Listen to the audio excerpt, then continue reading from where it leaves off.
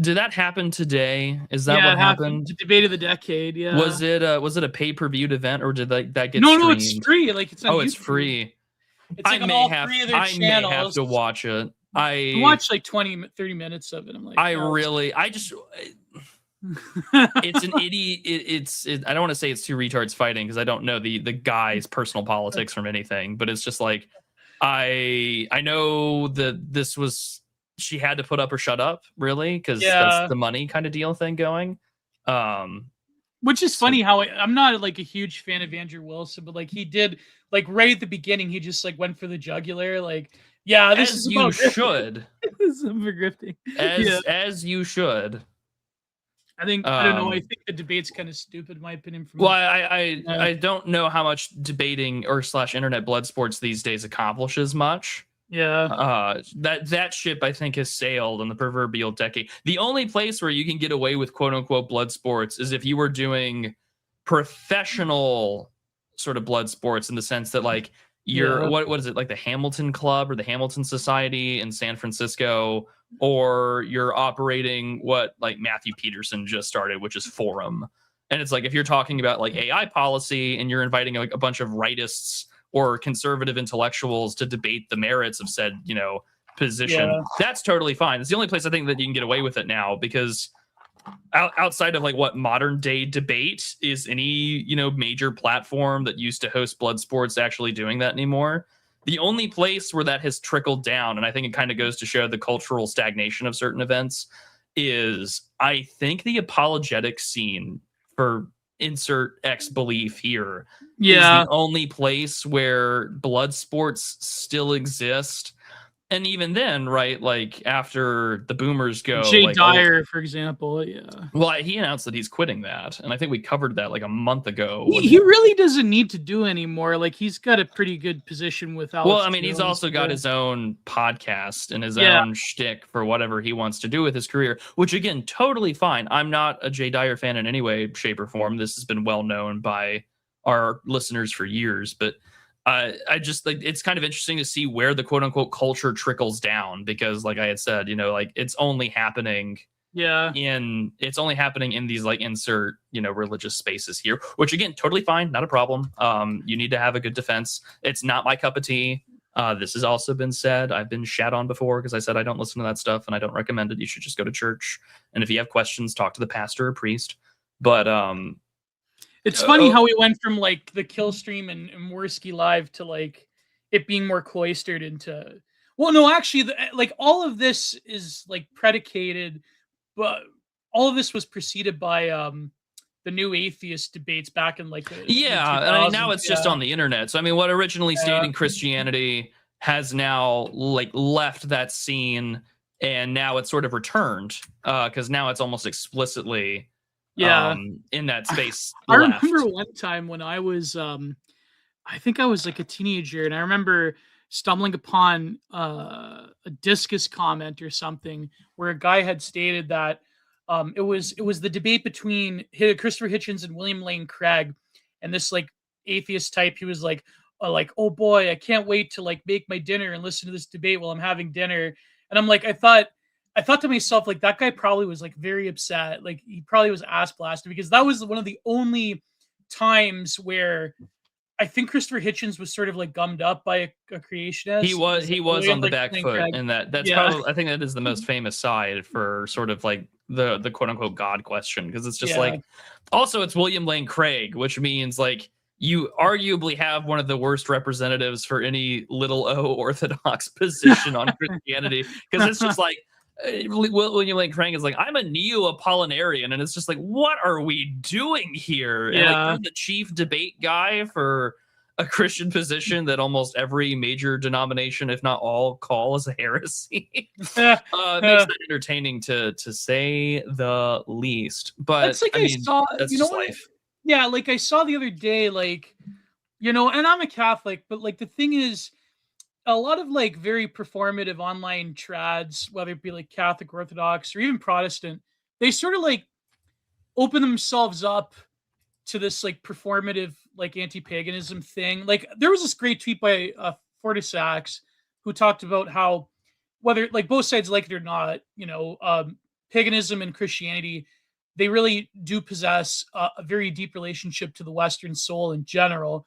And I think like that's why debates are fruitless, because this came up when it's the famous or the infamous statue that was defaced, right? Of I believe of Hecate, or I could be wrong with that. It may have been Hecate, or it may have been I forget which uh I forget which Which of the pantheon? which of the pantheon the goddess was defaced, right, with the cross.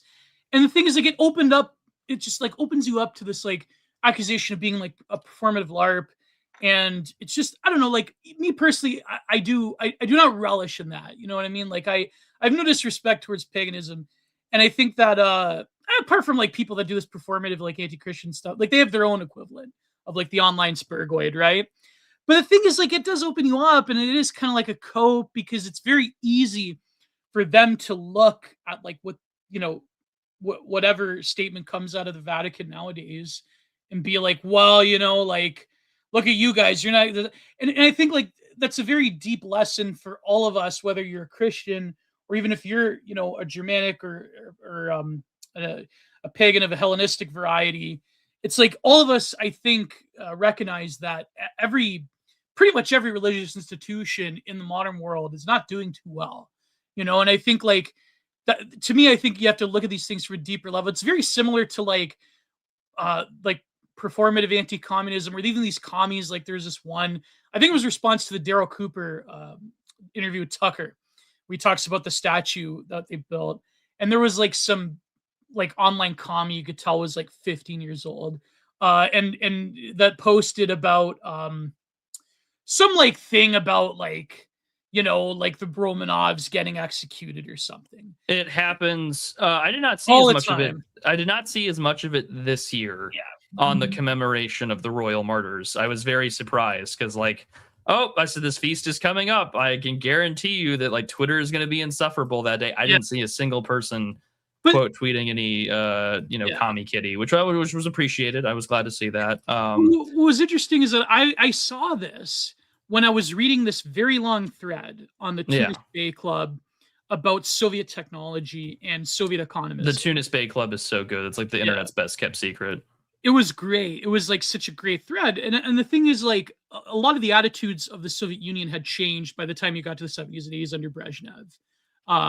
And I think like a lot of this performative slamming of some enemy, it really, to me, doesn't keep in line with like any genuine scholarship or attempt to like understand any side of things, whether it's like the history of the Soviet Union as regards to religiosity, which, I mean, there was a lot of atrocities, like even from like an Eastern perspective. There was before the current Dalai Lama,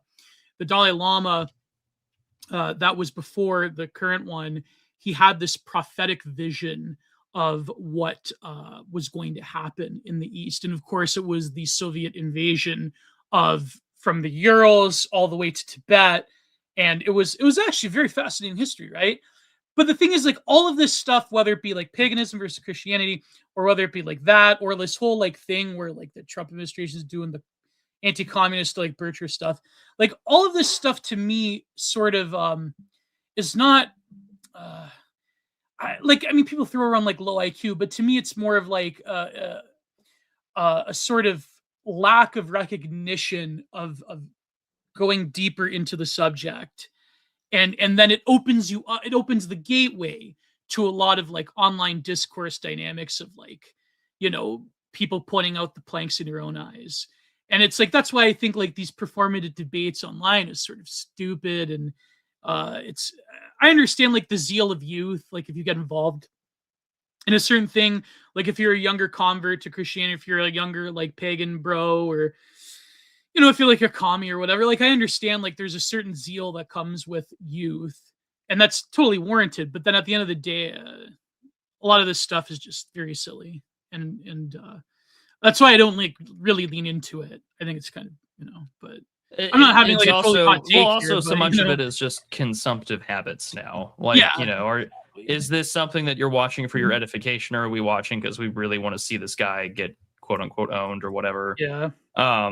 Like, but again, this debate, it's also like I guess it's also a generational thing. Like we're not spring chickens anymore. We're chopped. We're unk. It's over. Like we have gray hairs. It's over. I just got a haircut today, and I was like privately mouthing like, holy shit, like that is way more than I thought I was going to see. Oh man, it's gray hair, which was fine. Like it's already over for me, but happy to be here, happy to be alive. I have a keen sense of my mortality, but nothing strikes at your vanity like seeing the gray, and you're just like, oh, okay, like it's totally over. I understand. I got it.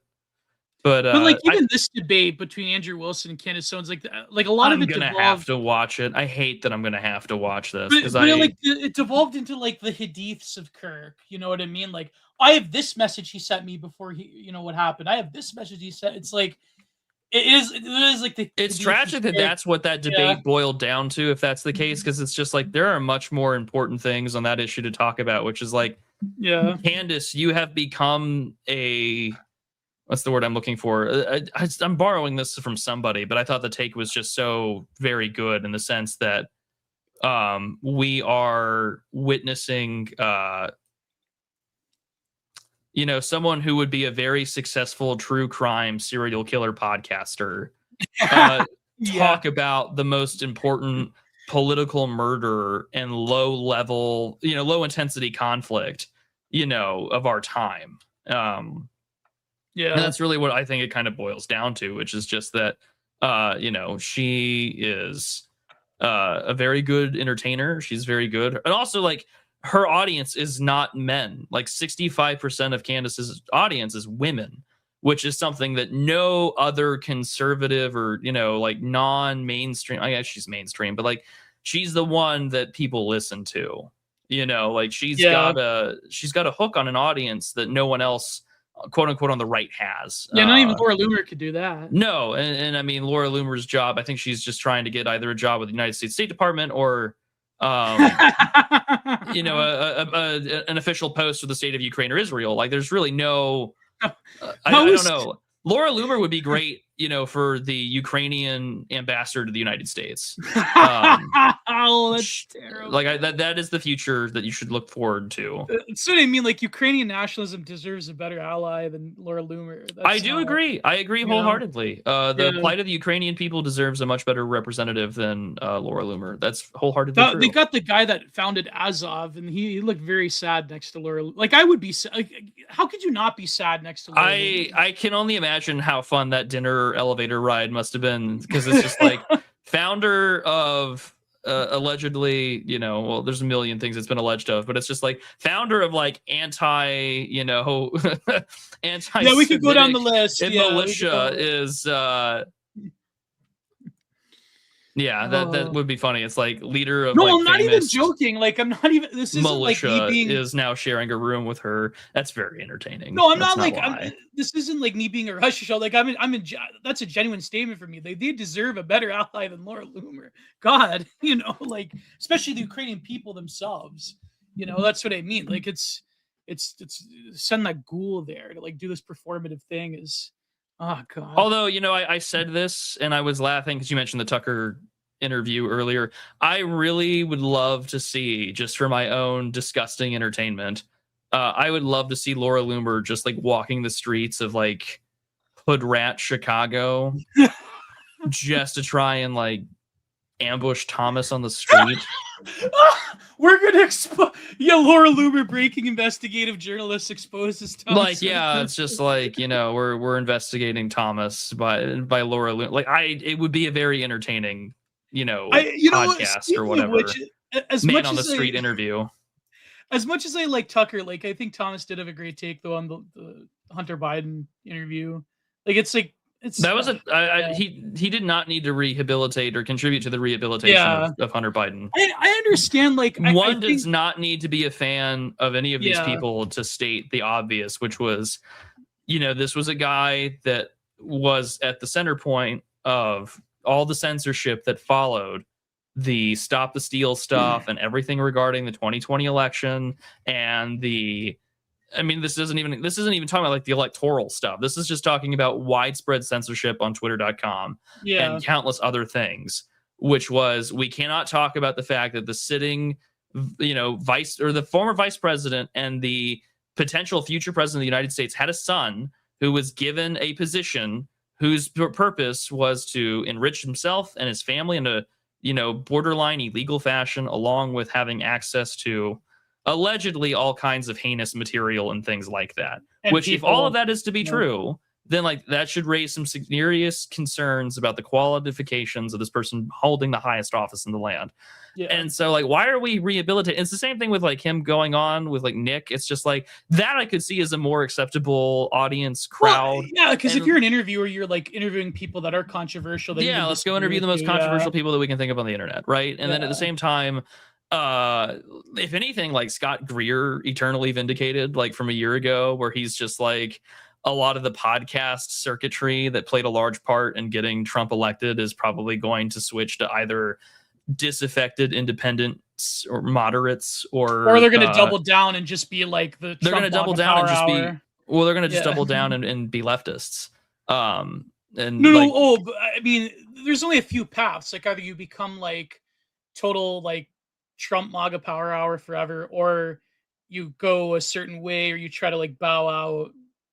You know what I mean? Like there's a lot of different paths there, but I think like, I understand like the Fuentes thing, like it's, interviewing a controversial person, but I just don't see what Hunter Biden has to say. Like say what you want. Like I disagree with a lot of things about Nick Fuentes' stuff in terms of like his positions or whatever, but like at least there's something to say. Like, what does Hunter Biden really have to say about anything?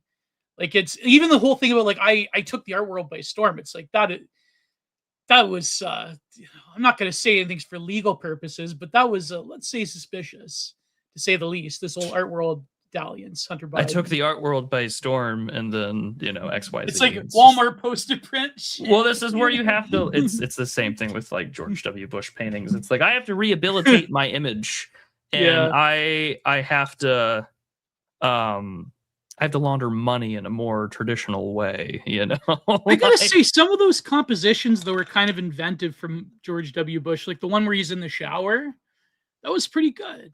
I mean, I'm surprised you haven't done a solo episode on the paintings of George W. Bush. Me and Matt, I should do that because me and Matthew were thinking about doing that. I see, but we should. I mean, I should. I definitely. Apparently, he's gotten better in his portraits recently. But then it's like I should probably go to his presidential library one of these days and see where his does he? I'm sure he has some of his paintings hung up there. I would be. What's funny is that I saw that it's in Dallas. Like I have no excuse not to go. Just go. I should go. What's funny is what surprises me? It's 4.6 stars on Google reviews. That's what blows my mind. If this was 2008, it would be like -1 star. Well, when was his? That's the next question. It opened April 25th, 2013. So after Bush had kind of been rehabilitated, because it's like here's a famous picture of him hugging Michelle Obama, and it's like, see, we're not so different, and it's just like we know you're not so different, but for totally different reasons. You're both men, and it's just like, why are we here? But I should go to the presidential library. It would be fun to write up about it because it's just like my entire childhood is George W. Bush and first term Barack Obama, and it's just like I should probably reconcile to some extent like my own upbringing as like a military brat and 9/11, like all of it. I've jokingly said before on other shows where it's just like I really do think that a majority of my like political journey has been trying to make sense of what the hell I just grew up under, and now it's like, what do I do with that? And now what do I do now as an adult? Which is it's been bizarre because it's just like I have no reason to really like George W. Bush, but if you were to show me like some of his like the post 9/11 speeches, I'm just like, nope, this is my president. Like, we're gonna go bomb everyone for the glory of this like 1,000-year Burger Reich. Like, let's go. But at the same time, I'm like, I know that that's a terrible thing to feel, and it's just like knee-jerk, jingoistic nostalgia. But it's also like I'm still understandable of that position. A lot of online right influencers, I think, are in the same position. Like if you're an American and you're a millennial, I think like that's sort of the recent like what I call like third wave neoconservatism. A lot of that I think is just nostalgia. Neocon 3.0 is crazy. Like a lot of like without naming names, right? But like I think a lot of it is a sort of a millennial nostalgia impulse, especially as we get older, and as you I think like I saw an Ella Langley edit of him, and I fell in love with it. I'm not gonna lie, I saved it to my phone. I like sent that to my dad. He had a laugh. yeah, like even now, like what I mean by third wave Yukon is sort of like, you see like the Palantir hype edits of like bombing Iran or whatever. Like it's to me, I think that again, like you were saying, I think it's a Isn't struggle. that? But don't you also love that like the left embraces that, where they're like patriotism is not a right wing value, and then they're just the all opposite. Like, yeah, it's like, but they're doing Sonnenrad edits, but it's with like the NATO flag or the gay Yeah. pride flag. It's just like God, yeah. my culture is not your costume, and then don't you dare, Yeah. how dare you have your Northrop Grumman, like sponsored gay marriage? It's just like. It's like, Lockheed Martin says trans rights. And I'm like, I believe you, actually. Yeah, like for one side, it's like against Iran, and the other side, it's against Russia. That's, it's... as soon as I say that, I just got I'm going to go remove this message follow. from the federal government. No, I literally just got a Twitter notification that said followed by center-right conservative. And it's with the American flag, the EU flag, and the Ukrainian flag. And I'm like, what are we doing? Chamber of Commerce, Wall Street Journal, Country Club Republican. And I'm like, I don't want anything to do with Country you. Club Republican. Get away from me. Get away. Speaking of Ella Langley, Dimes and I earlier last month in July had covered the book White Shift by Eric Kaufman. And it was an enjoyable read. It was a debilitating read on my psyche. And it was an info hazard beyond all info hazards because as I was at a conference. Listen to that. I was at a conference earlier this month, and it was last weekend. And I dropped a friend off at the hotel that he was staying at. And as I'm getting into the hotel elevator going down, there is a young Mexican Zoomer who is like no older than 19 or 21. Like he's in that age range. And he is blasting Ella Langley's Choosing Texas at full volume on his speakerphone. And the first thing I'm just viscerally annoyed. And I'm like, I could probably take this guy. Not worth the I'm frustrated because it's just like I'm having that fatigue moment, and I just wanted to I should have just pulled out my phone and called ICE right then and there, something performative and LARPy. But he's real polite, and he's just like, do you like Ella Langley? And I'm like, well, she's quite popular. She's not my type of country music. I'm not my cup of tea. I'm more of a Hank Williams Sr. and a Marty Robbins. More of a David Allan Coe country. Yeah, I'm that. I should start saying that when people ask about country music. I should start doing that. I'm a David Allan Coe fan. Rest in peace, David Allan Coe. But anyways, I said, oh yeah, she's quite popular. I've heard that she's been really high on the charts lately. And then he asks me, am I from Texas? And I said, yes. I said, my family has been in Texas since before the Texas Revolution against the Mexicans. And he goes, well, I'm not from Texas, but I'm beginning to understand y'all a little better. And then my stop comes for the main door, and he's going to the parking garage, and he's like, you have a great night. And I'm like, yeah, you too. And I'm just thinking to myself, this is the most Eric Kaufman White Shift moment of my life. And it coincides perfectly with our friend Serbian Cat on Twitter. He just bought a coffee saying, I miss watching y'all live consistently. Well, sorry, we've both been busy. Off topic, but I really enjoy intra-Latinx racism. God forbid El Salvadoran calls another person a Mexican. The whole world is ending. Yeah, if you call them from a different part of the global south, they really get upset with you. Heaven forbid you call a Dominican a Mexican. Oh, did you see the Mexican version of DA? There's a Mexican version of DA. Wait, I think I have it saved. That's terrifying. Is it just us, but with the Spanish auto dub? I gotta find it. I could start doing I hate speaking Spanish. My friend, we could start doing it that way. I could cut my mustache super thin, like those old style pencil ones. Yeah. We could create an electro swing reggaeton intro for the we could do this. I'm gonna do it for May 5th. I could just end my life that way. This is amazing. This is too much. Do it. Okay, I'm gonna send it to you. But spicier. That's so true. They made Prude Mexican. Is this a real thing? Is this an edit of us? It's on Telegram. It's on Telegram. Oh no, I don't. Oh. Oh my God, that's terrifying. The image of Kino Casino Mexico. Lie Clark. I don't give an F, dude. El Presidente, number one enemy of corrupt devils. No, it wouldn't be. It wouldn't be Gio Gigante. It would just be Gio Gordo is what it would be. Gio Gordo. Oh, featuring Gio. Yeah. I'm just gonna Gordo Gio. That's what I'm gonna call. You have now. to share this now. Okay, so I will share this. This is so fucking cursed. But you know, this we're getting our sea laves back on. So let me go share screen real quick. It's been almost 2 minutes ago. This is an absolutely cursed image. Absolutely cursed.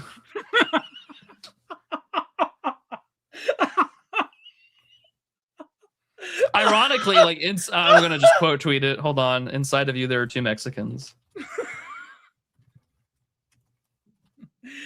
Oh, there we go. So go send tweet. But there you go. That's so fucking cursed. Stop sharing this tab. It's great. Yeah, Mexican DAs like Mexican pizza. They took out the tomatoes and the bread is in white.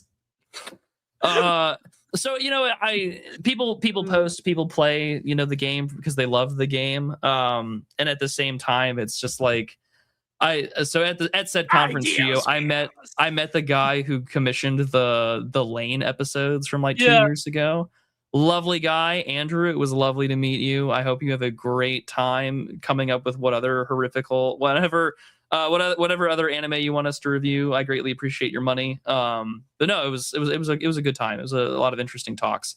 But yeah, no. Are you still doing that thing with Dimes? Yeah, Dimes and I are waiting to hear back from a venue. We will be doing it in some part of the United States. One of my favorite ECW moments was Joey Styles, whenever they'd have the luchadors like super crazy, instead of going, "Oh my god," he would go, "Ay, Dios mío." I can't say what I want to say because there's someone who's a mutual friend of mine who, rather than taking the good Lord's name in vain, just says like, "Oh my," insert certain dictator of the 20th century.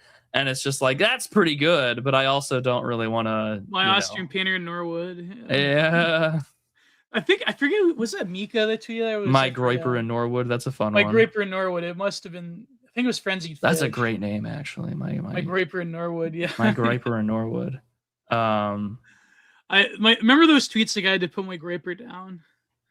Oh yeah, I did. It was great. Speaking of great tweets, I saw one today from our friend Garfield. Garfield bot Robert Lasagna. He says people complain and say mean things about foids and girlfriends, but I think the whole is greater than the sum of its parts. That is so good. I feel like in a proper world, Garfield bot would be a fantastic stand-up comedian. Yeah, but what are you gonna say, Prude? You're asking me something. Oh, what have you been up to? I'll explain where I've been, but you can go ahead. Oh, I had stuff to do in my personal life, and then I'm getting back to editing the book, and I have like art stuff I have to do that hopefully will like see the light of day. Unfortunately, this one show I'm planning with my friend Zach is predicated on this book coming out from our crazy Egyptian filmmaker friend. But hopefully, you know, is that the artwork you've been doing? Yeah. Well, there's this one commission, but also like I have this illustrations for Kuar's book that I'm probably planning a show with my friend Zach Brown. Hopefully will come out either this year or early next year, depending on like all the details. But yeah, I've been busy with that, and I've been trying to put out as much content as I can between Content Mindeds, and I will get back to the art videos. But I've been having fun with Tubi Dumpster Dives, so it's a great little gem. Yeah. And it's kind of funny because like I find I'm not a big television person. I'm trying to make them more normie friendly because like my hope is that we want normie friendly movie review content. That's what everyone wants. I feel like these days. I know. The safe fallback position. I think for a lot of people, not to say that politics doesn't work out for everyone, God knows it doesn't, but like the safe position is like all edgy political commentators inevitably drift towards like media analysis because it's safe and it's like palatable to the mainstream. And it's like, that's what I've been doing. I've been Well, like slowly setting up a second channel that'll launch in January with a very lengthy video on fucking video games because that's what I wanted to do during COVID. And then what did I do? I opened my mouth and I was like, hey, this politics thing doesn't look so bad now, doesn't it? Yeah. Yes, the cost of movie reviews is $100, Wingman. I have other movie reviews I have to get to that are not Tubi. I still have to do, but like Tubi has a lot of like mainstream grades. Yeah. I'm trying not to do that though. I'm trying to like just go with more like obscure stuff, like indie stuff. You got to do what you got to do. Like you can watch one of my favorite like dumb, stupid Richard Linklater movies of all time, and it's only on Tubi right now to watch. No, but see, let the reader understand. No, but that's exactly, Randall Shirker. Like I'm trying to avoid like, oh, this like libtard movie is slop. Like I'm trying to like I eventually will cover slop films. Like they got a lot of like black cinema films. But I think like I can oh man, you on a fucking blaxploitation kick would be very entertaining to watch. The Lesbian Homie. The Lesbian Homie. No, because my template for Tubi Dumpster Dives is essentially Feral Historian, where it's like nobody's like nobody. I really do think he's got the formula. The formula down because he's like, not okay. He's not like an explicit right-away, but have you watched The Camp of the Saints one? Not the camp. No, what I was gonna say was, have you watched are you aware of any of the like weird discourse that went around last week with Devon and HD?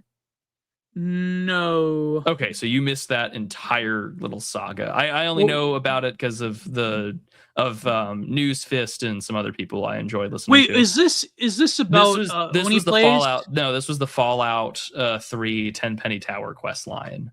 I don't know anything about this. Okay, well, it's I'm not gonna dive into it now because it's a lengthy. Is New Vegas the best Fallout, or what's the best Fallout? Of modern like first person 3D shooter RPG kind of games, I'm gonna recommend Fallout New Vegas. I recommend Fallout 1, as buggy as it can be sometimes. Like I really like the isometric CRPG era. Like one of my favorite games of all time is Arcanum. So. Like Fallout 1 and Fallout New Vegas are really good, but I mean also like Fallout 1 and 2 and New Vegas are all spiritually and story-wise within the same setting and area and universe, whereas Fallout 3 is on the East Coast and it's in New York. What is or not New York, in Washington DC. We can't like listen, we can't do something like Birth of a Nation. Come on. I mean you can. That's just never gonna see the light of day. Like that. Okay, we can do Black Dynamite. We can do that. Would stay explicitly behind the paywall. Yeah, I will do Black Dynamite. I would love the CGO review. Like, what is like? That's very funny. What was that one film blaxploitation? Shad or Shade? Or... Shaft. Oh, that was Shaft. That was a great film though. Shaft was generally a great film. That was a great film. Yeah, you're but I mean, like, you'd have to consider. Like, they got this one called on Tubi I was watching called She Likes to Watch, where it's about like the swinger couple, but they're also like serial killers. And oh boy. And it's a black, one film I would like to review, even though I know it's going to be terrible, is that like late 90s film, The Last Supper, which is just like 5 libtards are killing conservative college professors. Oh, and it's like, I wasn't made aware of this film until someone was like, actually, they've been talking about killing you guys for like over 30 years. And I'm like, well, I already knew that, but I didn't know this film existed. And it's like some low budget, like black comedy thing. And it's just like, I would love to live in a world where like conservative university professors who are considered far right are actually in charge of things. Who are they? Are they like going? Are they going around redacting like Charles? No, they invite them to dinner. They're all named after the 12 apostles, and then they just poison and kill the conservative. Is what the premise is. And I'm just like, oh, that's awful. Actually, it's like they're going around and poisoning like Richard Duchesne. Like, okay, well, yeah. If Richard Duchesne had like a tenured, college professor job. Yeah, he did at one point. Well, so did he wasn't. What's what's the word I'm looking for? He wasn't tenured anywhere, but I mean, like, even E. Michael Jones was once a college professor. It's just that's like, right. Yeah. That's right. I almost like, I don't like E. Michael Jones for a lot of reasons, but I did laugh because I was at a recent Half Price Books, and there was a signed copy of one of his books, and I thought, wouldn't that be fun just to own as like a little meme gag gift, or give that to like a Protestant friend for like a gag gift for his birthday? That'd be very entertaining. But then I'm thinking to myself, no, I kind of go to this bookstore semi-regularly, and I really don't want to like, please explain to the lovely 200-pound dyed hair with her Ruth Bader Ginsburg That was like stickers. that one short from Interesting Books Reviewed where he goes up to the counter and he's like, "Don't judge me. No judgment here." That was a great short. I like that short. I am very jealous because, like, at same Half Price Books, my friend got a first edition printing of My Confession by Samuel Chamberlain, and I was so jealous. I was like, "You got here first. Like, that's the reason why you're buying this. Otherwise, I would have bought it." Charlie Mackey asked, "What is the best artist of all heads of state?" Now, I don't know if this counts as a heads of state, but basically a lot of the British royal family, a lot of them were quite competent artists. I believe King Charles is a very good watercolorist because he learned from that British tradition of like Ed Wasson and people like that. Like a lot of the British heads of state were artists. Like I know No Love Lost, but like for what it's worth, Churchill was also a great plein air painter. So I don't know, like in America, I wonder if any of them were artists. I know in Canada, I think one of them was an artist. But basically the British have the monopoly on heads of state who are also artists. So yeah. To answer your question, Charlie Mackey, which you should have gave Prude a donation for. I should have. It's a really good question. I shouldn't answer questions anymore. I should be a total great. I know Dwight Eisenhower was a painter. Oh, he was? Yeah, he was a landscape and portrait I guy. have to look this up. But that's the only other guy I know off the top of my head.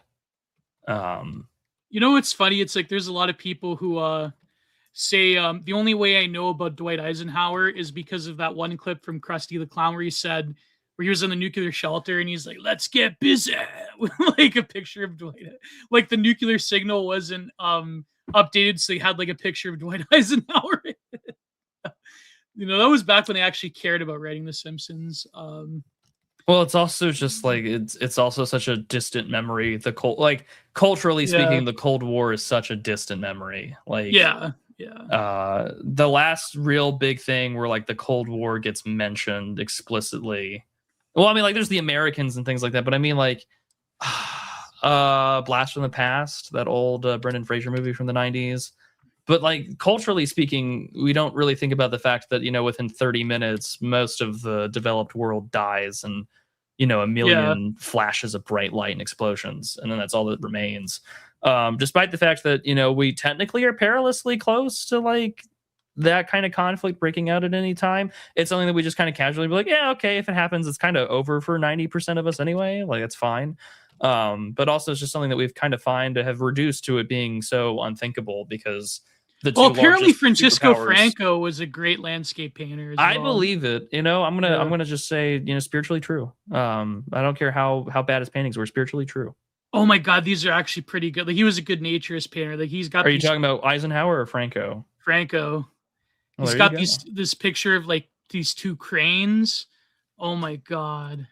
He actually was a pretty good painter, but he was Spanish, so obviously.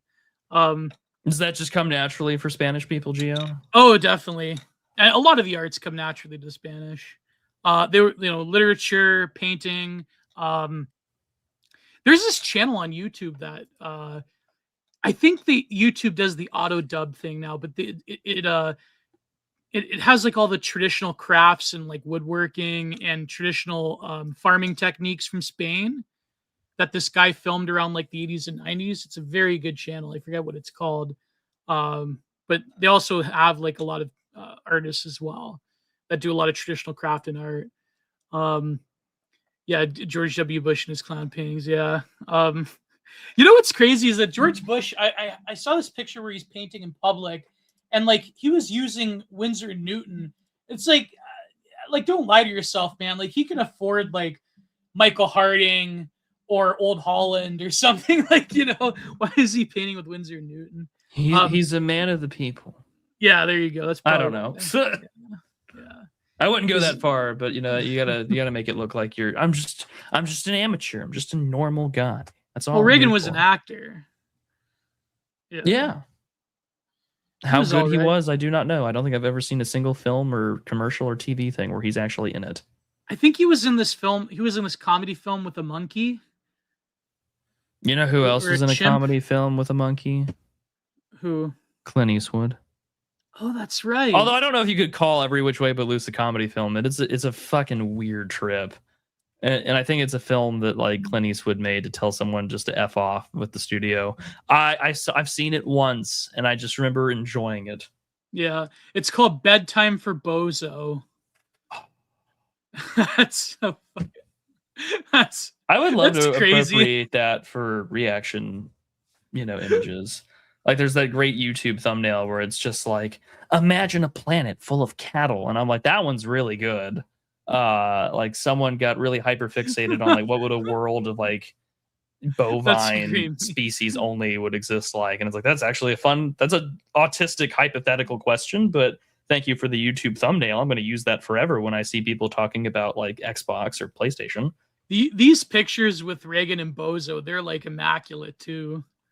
They're crazy. Did Democrats ever think about pulling that old like clip up? And it's just like, that would be fun. Like if I were a Democratic libtard in like 1984 and I'm like getting ready to vote for Walter Mondale, I would have a saying. I would have a sign that says bedtime for Bozo, and it's just Reagan looking like a monkey. Like, they like face swap Reagan. Every president up until Barack Obama was allowed to be caricatured as an ape, and then it just died. Because no one had the balls to be like, I'm just going to continue the tradition with Barack Hussein Obama. There was that one. Like, no one wants to lose their job over that. There was that one comic. Remember the infamous comic of it's like, who's going to sign our stimulus checks now or something like that? I don't remember this one. No. Yeah, the Obama monkey comic. Yeah.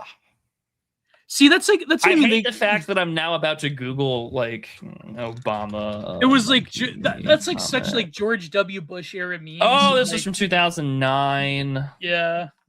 This isn't the. Oh no, this is not the one. No, this is. And they passed TARP. Yeah. Was it the New York Post one? Yeah. Yeah, it was. Oh yeah. I have to find someone else to write the next stimulus bill. The greatest political cartoon in existence. Man, early. Oh, it's so good. The greatest political cartoon in existence of that era. Look up Chef Boyardee, George Bush war criminal. It's the greatest. Oh, I know which one this is. War criminal. Oldest trick in the book. Yeah, I remember George W. Bush. I remember this one. Yeah. Yeah. That was great. I do remember this. Yes, we talked about in the beginning of the show, Chris Asler, the Candace Owens versus Andrew Wilson debate. I have not seen it. I will probably watch it. A part of me really doesn't want to. There's that. Okay, there's been it's going to confirm more or less my opinion on these people, which is, or at least one of them. Like one of them I already don't like. The other one I don't know anything about Andrew Wilson, so I don't have an opinion of him. There's been a renaissance of content. Like there's this Candace Owens versus Andrew Wilson debate. There's the EDP documentary that dropped. There's a new AVGN video. Like there's just been a renaissance of content this week. There's the Feral Historian video, the infamous one that just dropped. He posts every Friday though. Yeah, but like the Camp of the Saints one, like yeah. Congratulations to Feral Historian for reading the whole point of reading Camp of the Saints and actually getting the point of the book. He was pretty fair though. I think he was pretty fair. He was perfectly fair. But my point was just the issue of everyone's terrible. Everybody. Well, I mean, because everyone likes to quote the like beautiful oak door thing from the beginning before the professor goes like kills the libtard. It's just like, but it was a leftist saying it, yeah. Yeah, right. And like the leftist was accurate. Like they will burn the beautiful oak door down. Like an actual honest leftist will just flat out tell you that like this is going to be an ethnic cleansing and they're going to enjoy it. Like And it's funny, like watching the whole DSA elections. Like, yes, there are private, like there have been low voter turnout in some of these primaries, but also like Democratic turnout's been high. And so it's just like, actually turns out like they're happy to do this, and they're happy to, cleanse you of both your possessions and your identity and your heritage, and they'll smile while they do it. But the thing Yeah, is, but they haven't do they lost though? not in, Some of well, them. the Francisca Hong one did, but that also took some fun playing around to do so. But I mean, like, there's a guy named Abdul El Sayed that is like in Michigan who's running for office, and he did a Blues Clues style video. Like, the future of Democratic politicians for like the non-white candidates is just Zoran Mamdani for the rest of eternity until we get rid of these people.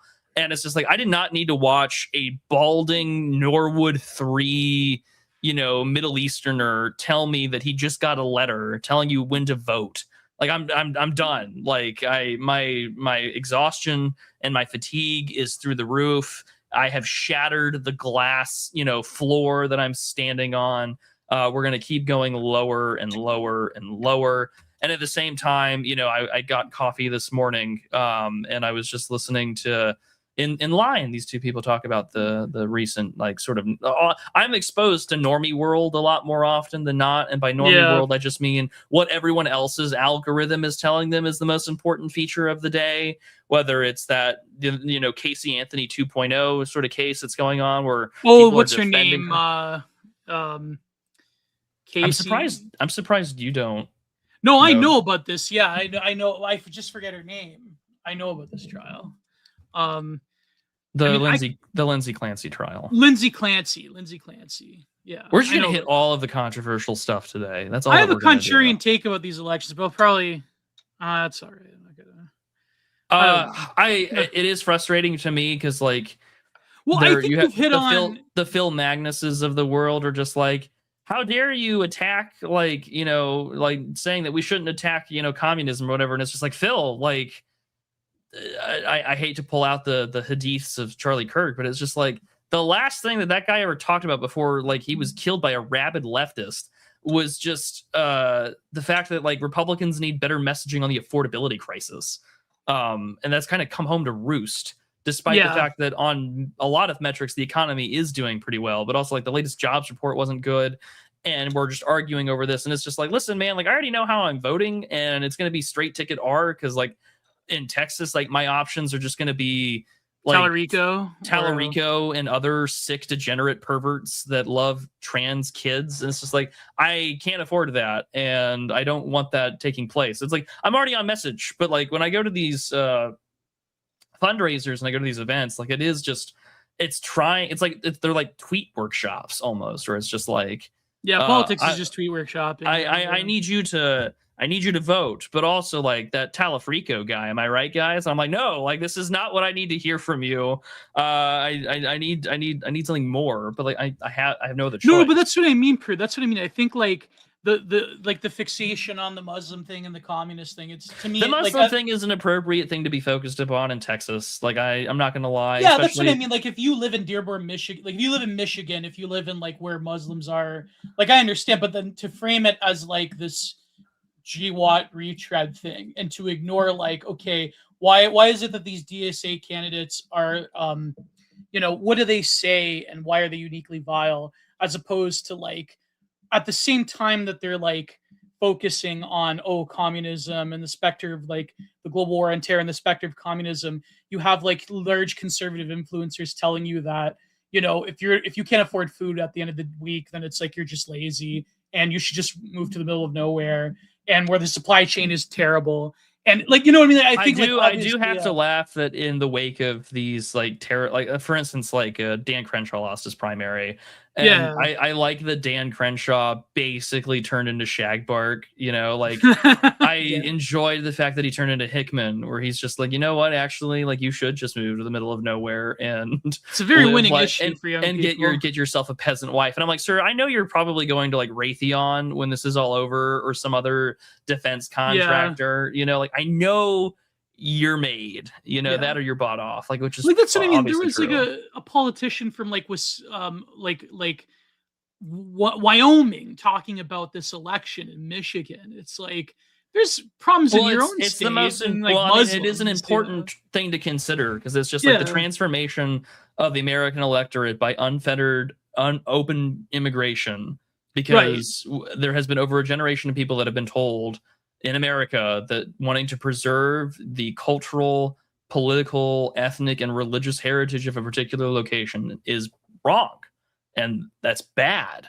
And you want to be bad, do you? Like the common sense, zeitgeist of I just want to be a good person, which has replaced Christianity, but wears it like a skin suit. It's just like, well, Right. you don't want to be like, Adolf, do you? Like that's Satan. That's bad. You have But that's original what I mean, guilt. Prude. The way that you're framing it is a much more rational way than trying to like goad people into a very specific, like, oh, it's just Muslims, it's just communists. Like it's not, it's Yeah, ignoring and I the mean, full there's some people spectrum. who Yeah. there are some people who do talk about it. Like I was at a fundraiser not too long ago, and I thought the thing that I thought was really interesting at this fundraiser. I mean, everyone was giving a pitch supporting the candidate who organized the whole thing. I drove up over an hour to go to this thing because I wanted Mm. to network, but like, and it was cheap to go to. I didn't really spend too much of my own money, but it was really interesting to listen because it was like messaging. I did appreciate the fact that, like, I guess Greg Abbott's leaned into the Hot Wheels meme a little bit, which I thought was very Oh entertaining boy. considering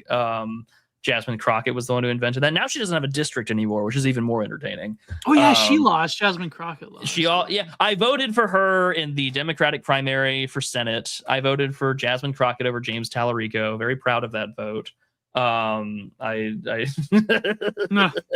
because it's like, well, actually, I Ken Paxton would have a better time against like a loud, boisterous, dumb black woman than a pastor who loves trans kids and learns more about Jesus from Muslims than anything else. But like, it doesn't matter how radical James Tallarico is. Every advertisement that James Tallarico puts out that I have seen so far in my neck of the woods has been about affordability, Yeah. and corruption, which are really great issues to run on when Congress makes more money than you through insider trading and won't vote to ban it. Which is becoming very blatant, by the way. Like, do you Oh, see like sure. True Social post selling and like Oh, I was referring to like Nancy Pelosi's oh, like and yeah, like stock tracker. her Like, husband got like the Chinese contracts, Nancy Pelosi or something like that. so Yeah. true.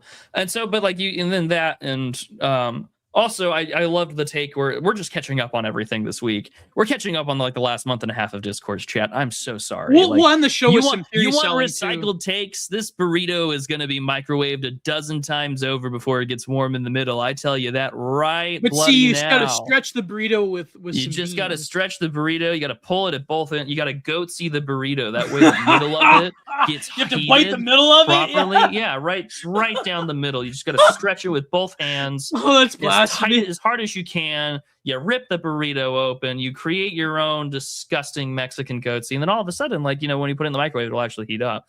But and it's also depressing that like the burritos are You gotta $20. cut it in the middle Why are so we? it can heat We up have better. we're Americans, damn it. We have the Big Mac index. Why are you talking about breakfast burritos or whatever? I'm tired of this Latinization of a great Anglo country. Madison Grant vindicated once again. It's frustrating. I'm angry. And I'm tired of it. It's very funny. Like a lot of like the All people Mexican that food is appeal, just a burrito in some shape or form of metamorphosis. There, I said it. but it's funny. Like people way more racist than any of us could comprehend. They still like you know what I mean. That's why like this sort of mythologization on the left and right of America. They still like passed a number of immigration bills. Like it's a very complicated, tricky thing. And I think like when it comes to like the resurgence of typical conservative talking points, like I don't know why the GOP just doesn't tell people like Joel Berry to shut up. Like you're looking like someone like James Tallarico. I mean, obviously, like what they support is evil, but that goes without saying. But like it's very because this is part of a greater factional conflict inside the right. Like no, exactly, and it's very easy, I think, to take like people that are incredibly tone deaf and to make them the representation of okay, to the average normie, whether you like it or not, like I mean, we all know the critiques of democracy, you don't have to read Juvenal to understand, but at the same time, at the end of the day, at least nominally, and that's another term people are debating over a month ago, but at least nominally, like the voter still has, at least on the local level, maybe not the national level, but the local level still has some ability to determine things. And if you have one guy who can more or less like Tallarico that can like kayfabe the more like extremes of the Democrat platform on the left, but can talk about affordability. And the other side, you have people like, Ben Shapiro and Joel Berry talking about how like you don't deserve anything and you're lazy and you're buying avocado toast or you're buying like your door dashing burritos. That's like a lot of people, you have to realize they take personal offense to that. I had a tweet about this. I deleted because there's a lot of people on Twitter, it's the way things are. It's like I can't really voice everything that I believe in. Or the critiques rather. But I had this tweet where I said, people take it on a very personal level when you tell them that they're lazy, and not just that they're lazy, but they can't believe what's right in front of them, which is when they go to the grocery store and they see that their wages have more or less stagnated. The dollar has more or less depreciated. Beef is expensive. I will say that much for sure. Yeah, but the cost of everything gets excrementally more. And it's not just that, it's not just that, okay, this one individual item is more expensive. It's that the whole supply chain in general has become more expensive. But the problem with like rightoid conservatism is that they'll focus on individual examples to gum up the wheels of discourse. And they will ignore the larger systemic issues because they've told you that the larger systemic issues to focus on them is like communism or socialism or whatever. And if you actually read a lot of the history of the right wing in America, then there's a much different opinion when it comes to economics, especially in the South, by the way, than what you get nowadays with people like Joel Berry and James Lindsay, and who is another fucking dumbass. Sorry, I shouldn't swear on your channel, but like, who's another fucking dumbass that was leaning into this tripe? It's and so when people they see that, it's not just about an abstract issue. It's an actual real assault on their everyday life. And someone like James Tallarico, whether you like him or, and of course we don't like him, but if he can present an image where he cares. And by the way, I think that's also this is the famous the revival of Hunter tweet. Biden. They need like a white guy who's a libtard. They need guys like Hunter Biden. Well, like I said, this goes back to the bog beef tweet of like, hi, I'm Joe Normalson. I'm a Democrat, and I'm going to vote to the left of Chairman Mao the second I get power. Yeah. Versus, like, isn't it weird that I'm also a Republican? And it's just like, yeah, actually, it is pretty weird. Like, what are we doing here? Yeah. And like that's a big part and parcel for it. But also, like, yes, the Democrats are having a civil war right now, which is very entertaining to watch. But like that civil war is a byproduct of just like unfettered immigration. That's another thing, Prude. Like people who should not be in this country at all whatsoever. But why, if you're on the political right in America, why are you complaining? Okay, I understand why the DSA can. It's obviously it's corrosive if they take over the party. I understand this, right? But in the interim, if your enemies are having a civil war, why do you have to interject yourself and say that I'm going to support the normie Democrat who also kayfabes their opinion on Middle Eastern politics? Because any time that a Republican makes a quote-unquote endorsement or says that they like X candidate over Y, it's usually going to hurt their chances. Right. Because let's face it, like the moment like El Sayed won that primary, like his chances of winning went down pretty substantially. And also it does not help that like you're so virulently anti-American. And a lot of these candidates have had their flaws. It's just like, well, like I've never said I would get rid of like this important American holiday that is Thanksgiving. And it's just like, what are you talking about? Like we have the tweet like right here, like. Well, that's what I mean. But at the same time, like if they are carrying themselves, so like all these byproducts of just like the American political culture war, which is like basically the American liturgy. Like this is the way we worship is through cultural politics. It's true. Like the culture war is just the American public service that we all participate in because we all want to profess our beliefs and our creeds, however different they may be. And so we have fights over that. And overall, however, like these people are crazy, they're insane, and it's fun to laugh at them, and we should. But also, this is a byproduct of a much larger, thing that's happening in the United States, which is that younger generations who are less and less ethnically homogenous and more diverse are running and taking their ethnic grievances with them, where there are political strongholds for them to actually win an election. And we see this in places like Michigan, as tragic as it is. In other places like New York, it's going to be there all the time. Like Peggy Flanagan won her primary race and her little election, and nothing like her saying, salam alaikum, I'm Peggy. It's like, I can't believe that they made King of the Hill real. Like Peggy's in Saudi Arabia, and now we're professing that there is only one thing, which is the prophet. It's like, wild. I just think the problem with I just think the problem with the thesis of like people on the right supporting moderate Democrats to like maintain some kind of normalcy against the insane people, that, I mean, in a traditional, like, as we understand politics as it operates nowadays, as opposed to say maybe a few decades ago, that could be a sound thesis. But the problem is, like, those moderates, they vote the same way as those other people, just that there's one particular issue they're tearing themselves over. And I think, like, I don't think it's that mono. I don't think Israel's that monolithic of an issue, because even on moderate the left, Dems though? who I think it is it's the most dividing issue on the left. In October 7th, the biggest issue. It is the number one dividing issue. I just don't think it's like the only thing dividing them right now, because it's just like there are a lot of races that have now fundamentally boiled down to your constituency has been ethnically cleansed, and I'm now going to run however. So you either can play along and be subject to my ethnic games, or you can, lose whatever power you used to have. I guess, but at the same time, but I'm also not going to disagree, because it is obvious that October 7th and the Israel-Palestine question has been the most divisive issue amongst the Democrats, more than the right. The right writ large, like, yes, there's Israel criticism, and rightfully so, and you're kind of seeing that from like the vice president's camp more than anyone else.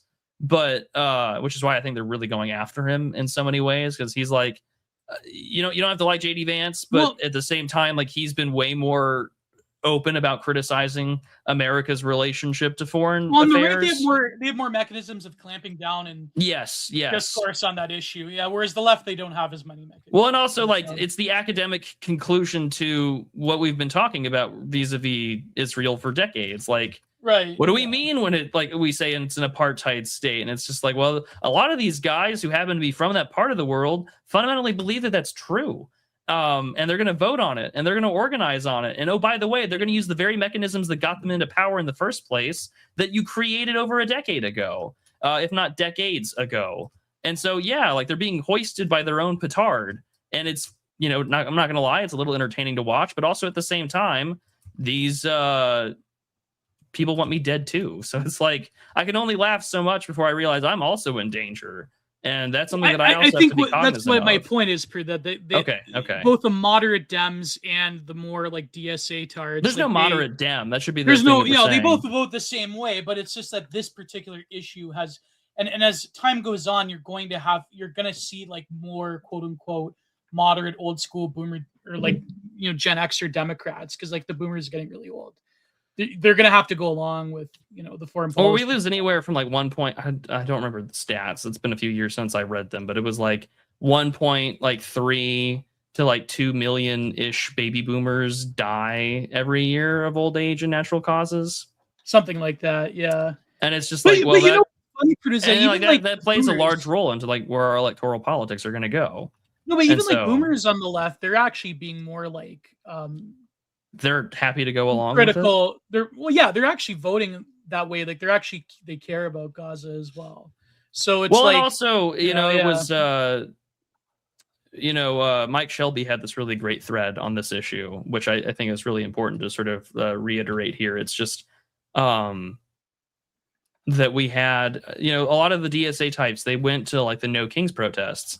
They got names, numbers, they organized, they got people on their mailing list, and they got those people to either vote for them, support their cause, do X, Y, and Z. And, that's how they went about doing it. And they were very effective at it. And that's where things are going to go for, I think, a considerable length of time. But that's another thing, too, is that the fundamental like immobility in the political right will mean that as demographics change in America, that it's not going to be good. But to say no more, let's move on from this topic. Sure. Well, let's not get too far in it. No, I think we're fine. Yeah. But no, but that's what I mean. Like there is I think in terms of foreign policy, the immobility of the professional right or the conservative side or whatever you want to say, that will not be, I don't think that will bode well in the future. That's my take on it. But I mean, there's going to be, that as long as this conflict continues to exist, and and let's face it, even if the war were to quote unquote end tomorrow, in Gaza, like, are they going to sign a deal with Oman and Iran? Well, what I'm saying is, even if there's a deal that happens, right? There's no way on God's green earth that like any side to this conflict is going to be satisfied. Oh God, no. So I mean, like, effectively, this is the issue that you can run ad infinitum, actually, pretty much, forever, which is great. Again, if you are a someone who is not an American citizen, or maybe he's like a first gen or a naturalized citizen or whatever, and like this is the pet issue you get to run on, which is your people, or the international kind of way of looking at it, which is like this is the issue that frames all issues, which has certainly been the way a lot of progressive activists have framed Gaza, which is the new main intersectional framework that holds everything together. Well, it's been a godsend to them because they can rally along a material issue that does affect American taxpayers as well. And it's a convenient way of like kayfabing all the other craziness. Yeah, no, exactly. Like they're going to have fun coming up with a way to say, like, see, this like disastrous war of like imperialism / genocide or whatever is going to be the way in which they can cruise their way to an electoral win, which is definitely true. Whereas like on the at the very least, side, pressure moderate or quote unquote, like I would say just like non-white or white Democrats to support the cause. Whereas like whereas on the professional right, the discourse has become, like I say, a third wave neoconservatism, where you're trying to like base wash foreign engagement as a way of securing some kind of like, I don't know, imperial impulse, and the hype at it with like Ukraine and Iran and Palantir. It's like that's it's like, so you're seeing like the discourse changing in the 2020s on both sides of the aisle, preempting the de-boomerification of the next 15 to 20 years. It's like it seems that both sides are trying to scramble of a reality without the boomer truth regime, even though I think that for a few decades ahead of us, we're going to live in its shadow, because people like Joel Berry, who are Gen Xers, they're certainly going to carry forth the boomer truth regime into the future. But in terms of younger people, I do notice that there is, in the 2020s, a crystallization of this change and this shift, where both the left and the right in America are really looking themselves, and they're like, what are we going to offer to younger people? Yeah, I do think in a large part the party system as we know it will see some kind of realignment in our thing too in our lifetime. Like I do think, and to some extent, Trump is the start of something. He's the beginning of the end of our current party system. We've gone through 5 now in the United States on how these elections are broken down demographically and electorally. So I mean, we'll see what happens. Like, and again, this is why the Eric Kaufman moment I experienced is like. You mean since the Civil War? You mean? No, well, not just since the Civil War. I mean, we've gone through multiple party systems: the Federalists, Democratic Republicans, the Whigs, the Democrats, Free Soilers to Republicans, and the Republicans and Democrats have changed their own electoral coalitions throughout the years. This is where you talk about the party switch and all that jazz. And it's just like, this is where a lot of that language comes from, is just like the shifts in our party system. And all that being said is like, I think Trump is the initiation of like a changing moment in that, he did break new ground electorally. He also shifted the rhetoric of the party. I mean, like Dems have moved even further to the left on a lot of these issues and have embraced their rhetoric is also like authoritarian, which is like nakedly obvious and honest, which is almost I almost appreciate how nakedly obvious it is. It's appreciated, but it's also just illustrates like the things are moving in a direction that is increasingly bleak, because it's just like I see billboards where it's like, well, why don't we just talk to one another? And it's just like, when's the last time you had a good faith conversation with someone that like vehemently hates your guts? Yeah, it's true. But also, like, and this is the part about like political discourse, because like I had a conversation with a friend of mine, and he's just like, oh man, I post because I'm in the love of the game. And I'm like, well, I'm glad that like this gives you joy, but it also just, I feel like, for all the questions about how we engage in our political moment, it just kind of boils down to like, how do we want to talk about the marshmallow test? Like, that's, I think, the key successful metric to engaging. I thought you were going to say, how are you going to talk about the mushroom cloud? Maybe.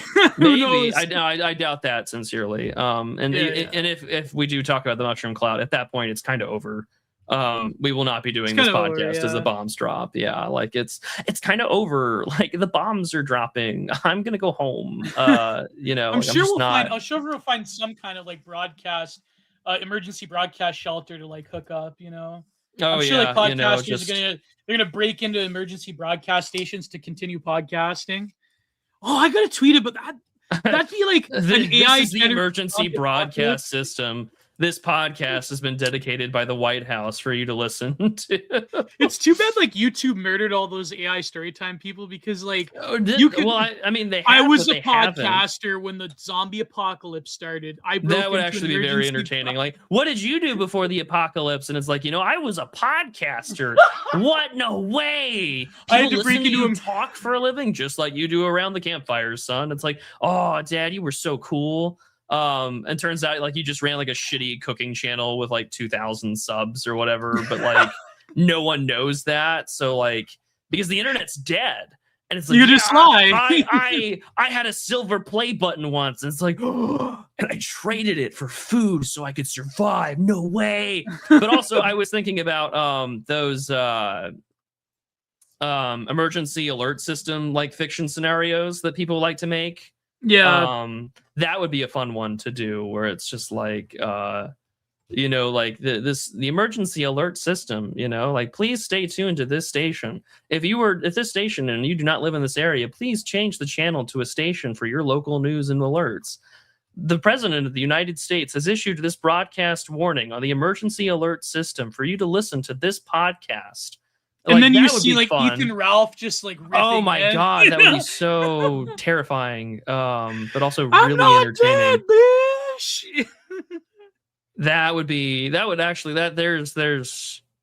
there's like a 5-sentence horror story or whatever. I heard the presidential alert, it was Ethan Ralph, like 2-sentence horror or whatever. That'd be fun. That would be fun. You still there? I'm tweeting it right now. I'm tweeting it right now. To continue, yeah. Here it is. The last broadcast before the bombs drop was Ethan Ralph. I was a podcaster before the zombie apocalypse. I had 100,000 subs. I had a silver play button. I was a podcaster before the zombie apocalypse. I broke into an emergency alert system broadcasting hub to continue podcasting. I traded my silver play button for the last scraps of a factor meal. You better make sure that the MRE from the Gulf War has like a edible taster's choice packet in it, or else you're fucked. Like, it would be fun, like, to have like a. Did you ever watch the like miniseries Dead Set? I think I have. Yeah. This was It was Channel 4 on TV in Britain, and you were and it was a zombie apocalypse during like the Big Brother filming. Yeah, that was great. That's such a great. Yeah, it's one of the best TV shows. It's the best piece of zombie fiction I've seen in a very long time. Imagine like criminal normies during the zombie apocalypse. Well, that's what I was about to say. Like, imagine doing what's the word I'm looking for? Imagine Fish Tank during the zombie apocalypse. Like, that'd be very entertaining. Oh my god! And they're like the broadcast, and they have no idea that like the world has ended. But also, like, I was thinking, like, how entertaining it would be to be like a Twitch streamer at the end of the world, where it's just like, oh, not a lot of donos today. Oh, well, I guess we're gonna just go play some like Ocarina of Time or whatever. It's Nostalgia Wednesday on XYZ channel at twitch.tv, and it's just like all of a sudden like like the chatters are telling him, it's like, you idiot, look outside, there's zombies outside. He's like, what? Chat, is this real? And he's taking it completely fake, and then just he's like a Twitch streamer. He's got like the refrigerator barricading his apartment door. exactly.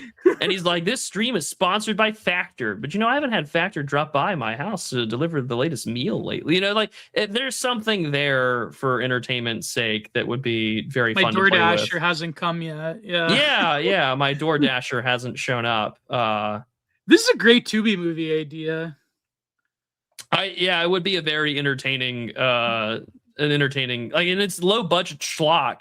I'm really surprised that no one tried to do this during COVID, because it's just like, this is the perfect film to make, because it's already distance. You're just going to use like a really nice HD webcam. Hell, you could probably use the actor's home setup for recording the film. I've seen like horror, like low budget horror schlock where it's all through webcam. Yeah, like there has been some, like what was it, a couple of years ago? It was like Unfriended or whatever, that was it had a theatrical release, and it was just like a social media horror slasher film, but it was all like super low budget. You could totally do that now, where it's like a zombie apocalypse takes place, but like the Twitch streamer doesn't know what's happened until like his internet at home cuts out, but like the phones are still working. So like the film would end kind of like the 2004 Dawn of the Dead film, where he ends up on the island or whatever. He goes somewhere as it ends, but it's him IRL streaming. And then like as he's like streaming, and it's first person, it's on the phone, it's the selfie mode, and he's like, guys, I don't know what happened, like the internet's out in my house, I'm just gonna do some IRL streaming, catch up with you guys. And then the stream dies with like the Twitch cutting him off for violence or whatever, and he gets a Twitch ban as he like gets turned into a zombie and gets bitten. I think this would be, give me $500,000 right now. This is a great film idea. I will recoup the cost. I know exactly which fugly Twitch streamer I would recruit to do this. All would be well. I've got great ideas. There was that one they kind of did this in Dead Island 2, where there was like a content house that had been infested by zombies. Man, talk about a sequel that shits the bed, I think, in a lot of things conceptually. But do those still exist, content houses? That's a great question. I don't know. I like to think that they do, because why wouldn't they? Yeah. But I don't live in because if I were a content house, I would just be, I don't know, I would do it. I would live in a relatively low cost suburb, or like if I could afford really high speed internet, just like live out in a rural area and then don't worry about it. And then get your friends to all rent a house and then just make content. There was that one film by that musician who like started doing like Ted Kaczynski posting. I think it's called Dash Cam, where she's like, it's during like ClownVid, and she like encounters this like eldritch horror, and she's like very annoying throughout the film. I think it's called Dash Cam. What's her name?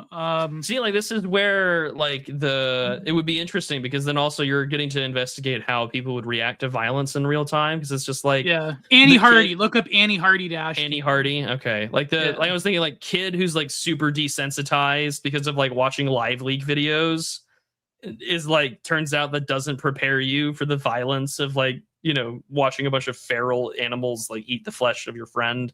I don't know, like there's something to it. Or like, the zombie apocalypse is like a minor outbreak, it's no big deal, and then there is just like zombie eating people footage on liveleak.com that people like, oh, it's a gore vid, I got played. There's something to that. That'd be a fun the CIA has to like sell it as a live leak video, not like a real outbreak.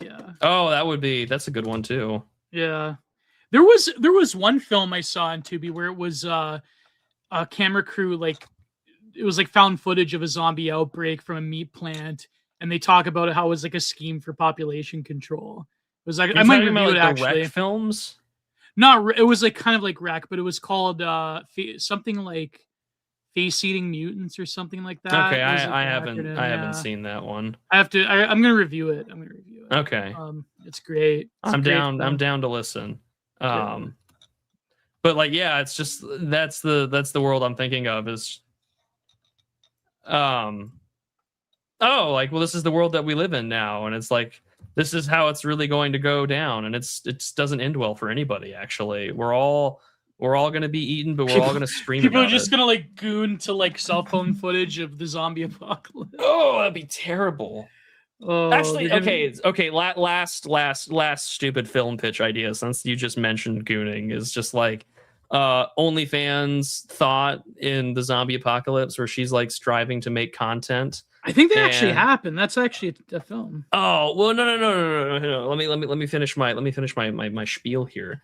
So like at first, like because she lives in a bare bones apartment, because she's doing the whole jangling keys thing, where she's like, look what I could afford by being a whore, and she's selling off Well, her like those specials. stealth ads for OF. Yeah, right. And like, but it's like a barren, empty apartment or whatever. Like there's very anything in there, because every place in her apartment is a potentially filmable location. And so we get these little bits and bobs of her life, of her like filming and recording how she's secretly how she's like, she's just like selling her content or stuff like that. And then all of a sudden, as she's doing that, we slowly kind of see her get a little worried about this virus, and then it turns into like a lockdown style video, but she's still selling stuff. And then as the apocalypse gets really bad and there's like more and more zombies in the area, she starts selling herself for like protection. Like, if any strong man wants to like come here and be like my personal da da da da, and then she starts killing them. Like this is like, like the people are coming over sort there. of like creep show. Only it's a woman doing it. Exactly. Yeah. That'd be great. That would be All right, there's great my idea. dumb movie pitches, chat. I hope you enjoyed them. God knows I certainly did. Only Ghouls. That's gonna be the title of it. Only Ghouls. Oh, John Steven, Gore. now we're back to the 10 penny tower discourse in Devon and HD. Oh boy. So what happened with this? You're gonna explain this. What happened with this? Okay, so long story short, there's a quest in Fallout 3 where a rich asshole owns like a luxury hotel resort place that is only, the super wealthy live there, ran by it's only humans. And in the world of Fallout, you have you have ghouls, these irradiated creatures. Mutant people. Yeah, they're basically mutants, and eventually they turn feral due to radiation exposure. And so not a good look. And so you come across this tower, the hotel 10 penny tower, and then all of a sudden like you meet this lovely ghoul who's like, well, I'm gonna basically like get yours, I want to live here. And it's this like the classic interpretation is like, this is a conversation about race and discrimination and how there's like no good ending to this like plot and story. And basically it's just like, actually this is not the way to read it, and it's a pretty cringy video to watch. But like, long story short, this is the kind of content, I guess, that people are consuming these days, which is guy in front of a green screen wants to talk about the political ramifications and the social ramifications of a video game that came out in 2008. And I'm just thinking to myself, this is the way I really should this is how I should sell out. Not by getting hired anywhere, but like just get a green screen, change my name, change my face, shave my mustache, and start making dumb content about quests and the morality behind them. I feel like that would be the way to do it. Maybe I will. Maybe I don't. Maybe this is my retirement plan. I'm just going to flip a coin one day, and it's going to be like, you know what? We're going to talk about how progressive, like Halo 2 is or something like that. That'd be fun. Why not? Yeah. Just embrace the slop. Yeah. How I've learned to stop worrying and love the slop is really the way I want to go about it. Also, like, YouTube has really been trying to get me to watch YouTube Shorts. And you had mentioned this the other day where you were you showed. Did you? Has everyone seen the video that went viral a while ago where it was the guy whiskey? My YouTube Johnny Shorts Walker Red, by the way. Like you can do better, chat. You can do better than Johnny Walker Red. I'm just gonna say that right now. My YouTube Shorts used to be polluted with those videos. I had to like stop. Like I had to tell YouTube, like, please don't give me this video. I always, whenever I see them pop up, I always say, show me less shorts. But also, like, for me, it's just like, do you want to watch clips of TV shows that you watched like 10 years ago? And I'm like, no, actually, I don't, because I can just go rewatch Mad Men on my DVD collection. Like, there's no point in me wanting to see. But then, like, I accidentally click one on accident, and I'm just thinking to myself, oh my God, this is basically a weird Don Draper hype edit, but it's for like the most innocuous scene from like season 2 of Mad Men or whatever, where like some pithy line gets said. Like there was one of Roger Sterling basically getting a Giga Chat edit where it's just like, God closes a door, he opens a dress, and it's just like, really, this is what we're doing? And I'm like, this only the most Indian of hands could have made this hype edit, because they just feel like edits for those like motivational, like hustler type characters where it's like grind set, hashtag Don Draper, hashtag is like Roger Sterling, Peaky hashtag Blinders, yeah, and it's just like, oh, okay, I know who this is for. Indians and probably it's made not this for me, for a guy who owns a PS5. Man, look at the graphics; it's so cool. Yeah. Remember the tweet about like the weapon checks on the new Call of Duty? Oh my goodness, yeah.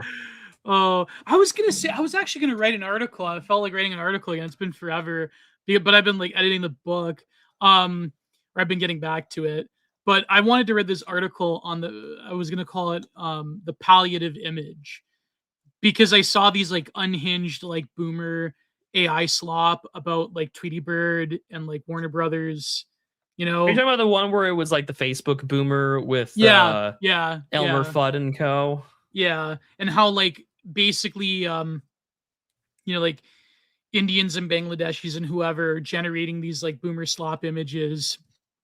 And I think a lot of them are made by actual old people, or some of them might be actually made by old people. Yeah, like I do like to think that some of these are just like that would actually the book or the article title would just be like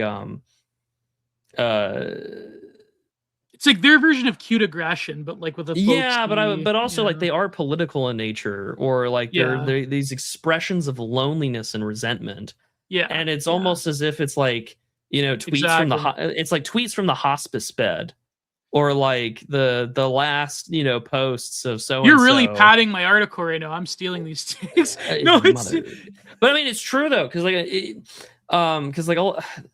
because think about it, like Facebook is, I think of this, how I don't know, is chat, correct me if I'm wrong, but like I'm thinking out loud now, like this is, again, it's a live stream, there's no complete thought, it's a stream of consciousness, these things will be clipped and taken out of context accordingly, so you may be judged in the court of public opinion. If you go to Threads, it's it's unhinged. Like my girlfriend goes on Threads and she's like, yeah, Gio, it's terrible, it's a minefield. Well, I mean, like even like, so what I was gonna say was, correct me if I'm wrong, chat, but like at this point, the number of dead users on Facebook, like actual people who used Facebook and have died, is either it's a necropolis. Yeah, well, that's what I'm saying. I don't know if it outnumbers the living users at this point, but I imagine that it's like, if you include bots, then yeah, kind of close, right? So if we include bots and the actual dead people who have used Facebook over the years, like it is a necropolis. You can walk in to Facebook and see the accounts and the thoughts and the lives of the dead, which is something that we have never really get to experience before in mass. Besides reading memoirs. Besides reading memoirs of like famous people, priests, politicians, scouts, or the occasional person who kept a diary. So like, yeah, for now, if you're a historian, like this is kind of an interesting thing where like now all of a sudden I have access to an unspeakable amount of the public consciousness and zeitgeist of various populations throughout the world that lived in this time and are now dead, and we have a complete digital, transcription of all their thoughts and feelings. And my Facebook has been deleted for many years, but I couldn't help but think to myself, like a lot of my peers are still on it. A lot of people I used to know or were friends with. Is your wife still on Facebook? My wife is not on Facebook. No, she's not on Facebook. No. Yeah. They use Signal for the family group chat, which is, I guess, a better option. But there you go. Anyways, I say all that because I'm just thinking to myself, it'd be kind of interesting to like digitally walk through this, and we can kind of witness like the last thoughts and posts of people's lives before they go, like especially if you die unexpectedly, like of a heart attack or a car accident, like the last things that you were like voiding, like speaking to the void of screams was just like, oh man, off to see like I don't know, insert movie here, you know, like something that came out a few years ago. And it's like off to, you know, like, oh, The Last Jedi sucked or whatever. It's just like, you know, and in a Christian context, it's kind of interesting because this is the first generation of like a couple of generations of people have had access to just spewing all of their inner thoughts and minds and consciousness out into the void.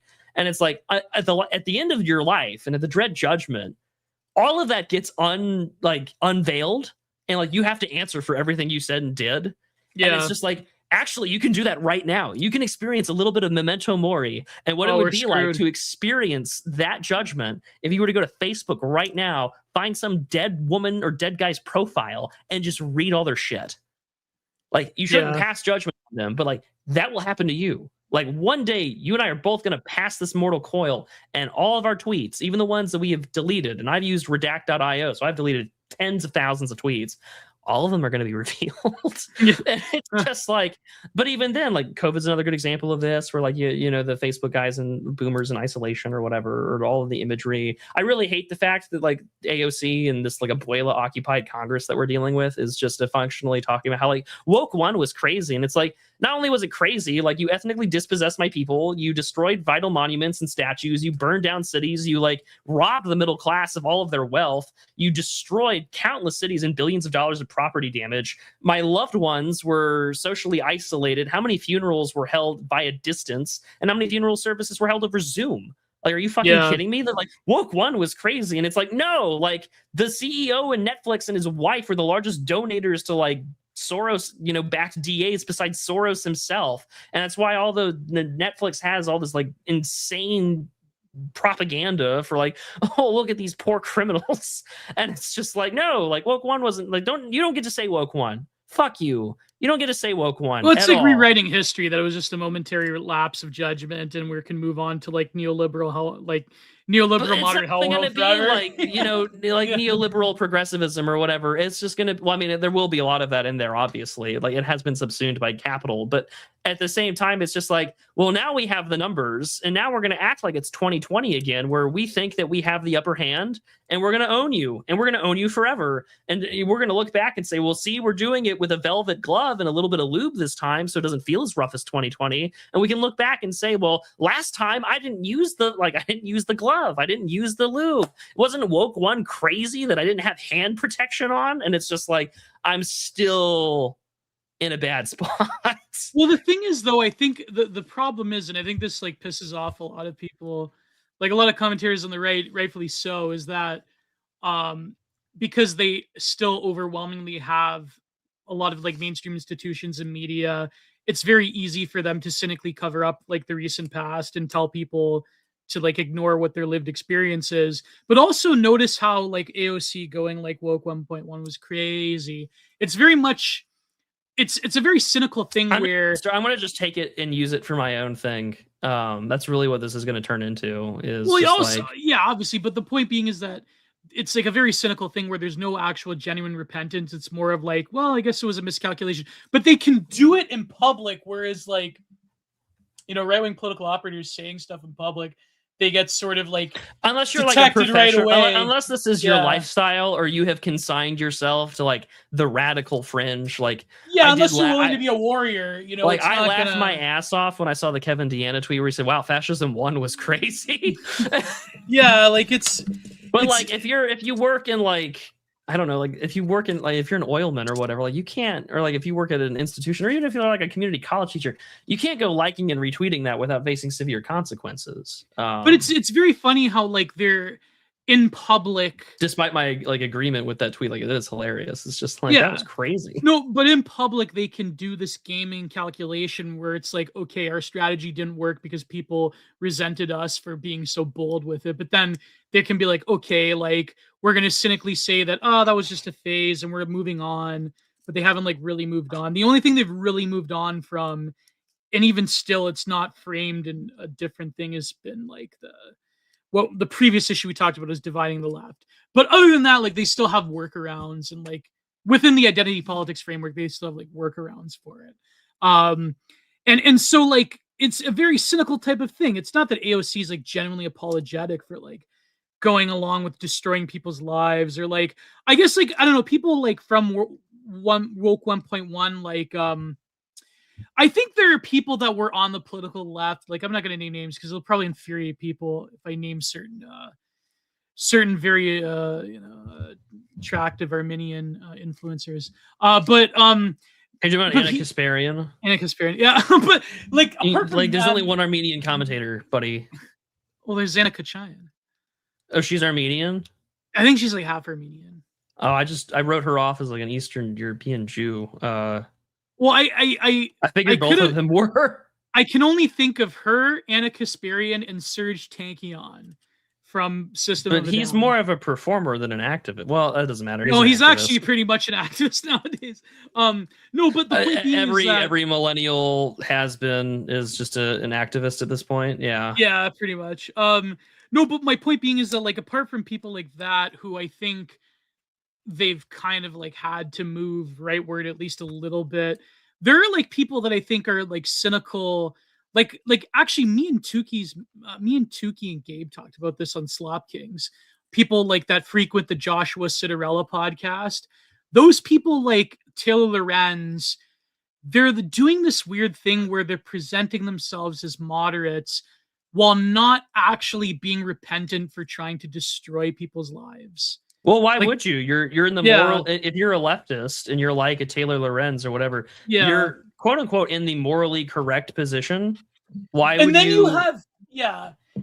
you have people like Jeremy Boring who are like embracing them because they want to get in on like the moderate podcast thing. And it's like some of like the stuff I understand, like for what, like, okay, what do you think about Tucker Carlson and the cringe new party thing, or like his Hunter Biden recent episode? I do get the argument of like a coalition of people that are disaffected from the politics of the last 10 years. But then you do have like cynical snakes like Taylor Lorenz who are not really doing a mea culpa over destroying people. It's more of like, like AOC, like, oh, woke was crazy, man. Like, it's, yeah, but you've never fundamentally it'll change. Like, honestly, for me, it would be like, well, when you get canceled over your woke tweets from 10 years ago, that's fine. You're going to be like, well, that's cancel culture, and you're just as bad as the left. I do not care. I'm sorry. Like, the position that these people held and continue to hold, and the institutional power they wield, like, you're lucky that you would be even in a culture where, like, you're forced to profusely, just hope that, like, I'm only asking for you to apologize for your tweets. Like, you should consider yourself so lucky. Fed posting, obviously. We're not Fed. But no. I just want the left to experience the cancel culture and the deplatforming and the debanking of the last 10 years. Yeah, I think that's what I mean. There's a difference. That's it. And if that's Fed posting, I'm sorry. Like, we have two vastly different definitions of that. I don't know, maybe because like when I was younger, I read people like Christopher Hedges, and it's like, I know, like, that's woke 1.0. Yeah, no, but like that's what I mean. Like, that's people like that, I think, that have a mind to them, is it's different when you're talking about someone like Chris Hedges as opposed to someone like Taylor Lorenz. I think like there is I think that there's a lot that the right, like a rightist, can take away from reading Chris Hedges in comparison to, say, Taylor Lorenz. Yeah, it's like there's nothing Taylor Lorenz has ever written or tweeted or anything I've looked at where I'm like, I could learn something from this. There's nothing I can take away from Chris Hedges. There's not anything I can take away from AOC, because it's just like Justice Democrats, what's his name, the Indian guy from California that ran against Weiner and lost in this recent primary. Chakrabarti, that's who it was. Is that the guy that looks like, like he's also the guy who worked with plenty of other like behind the scenes operatives to make the Justice Democrats a thing, and basically made like the progressive like squad thing a reality. Is that the guy that went back to India? No, there's no way he went back to India. He has way too much power in the United States. No, but he's the guy that I remember this one viral tweet like just sent me. They said that he looks like an old school 90s kids movie where a kid gets turned into an adult, but his face is the same. He kind of like, is that the guy you're talking about? I don't know. He's got the weird face. I mean, he like looks like a kid, but in an adult body. Are you talking about Weiner or Chakrabarti? Chakrabarti. I'd have to go look him up again. It's like Sukkot. He can barely speak English. Is that the guy? No. That's Shree Thander you're thinking of. I'm He's the Shree guy in Van, not Michigan who you're who. talking about, He's the guy in Michigan who just lost. Yeah, that guy. He looks like a kid's movie where like he turns into an adult, but his face is still the same. Oh,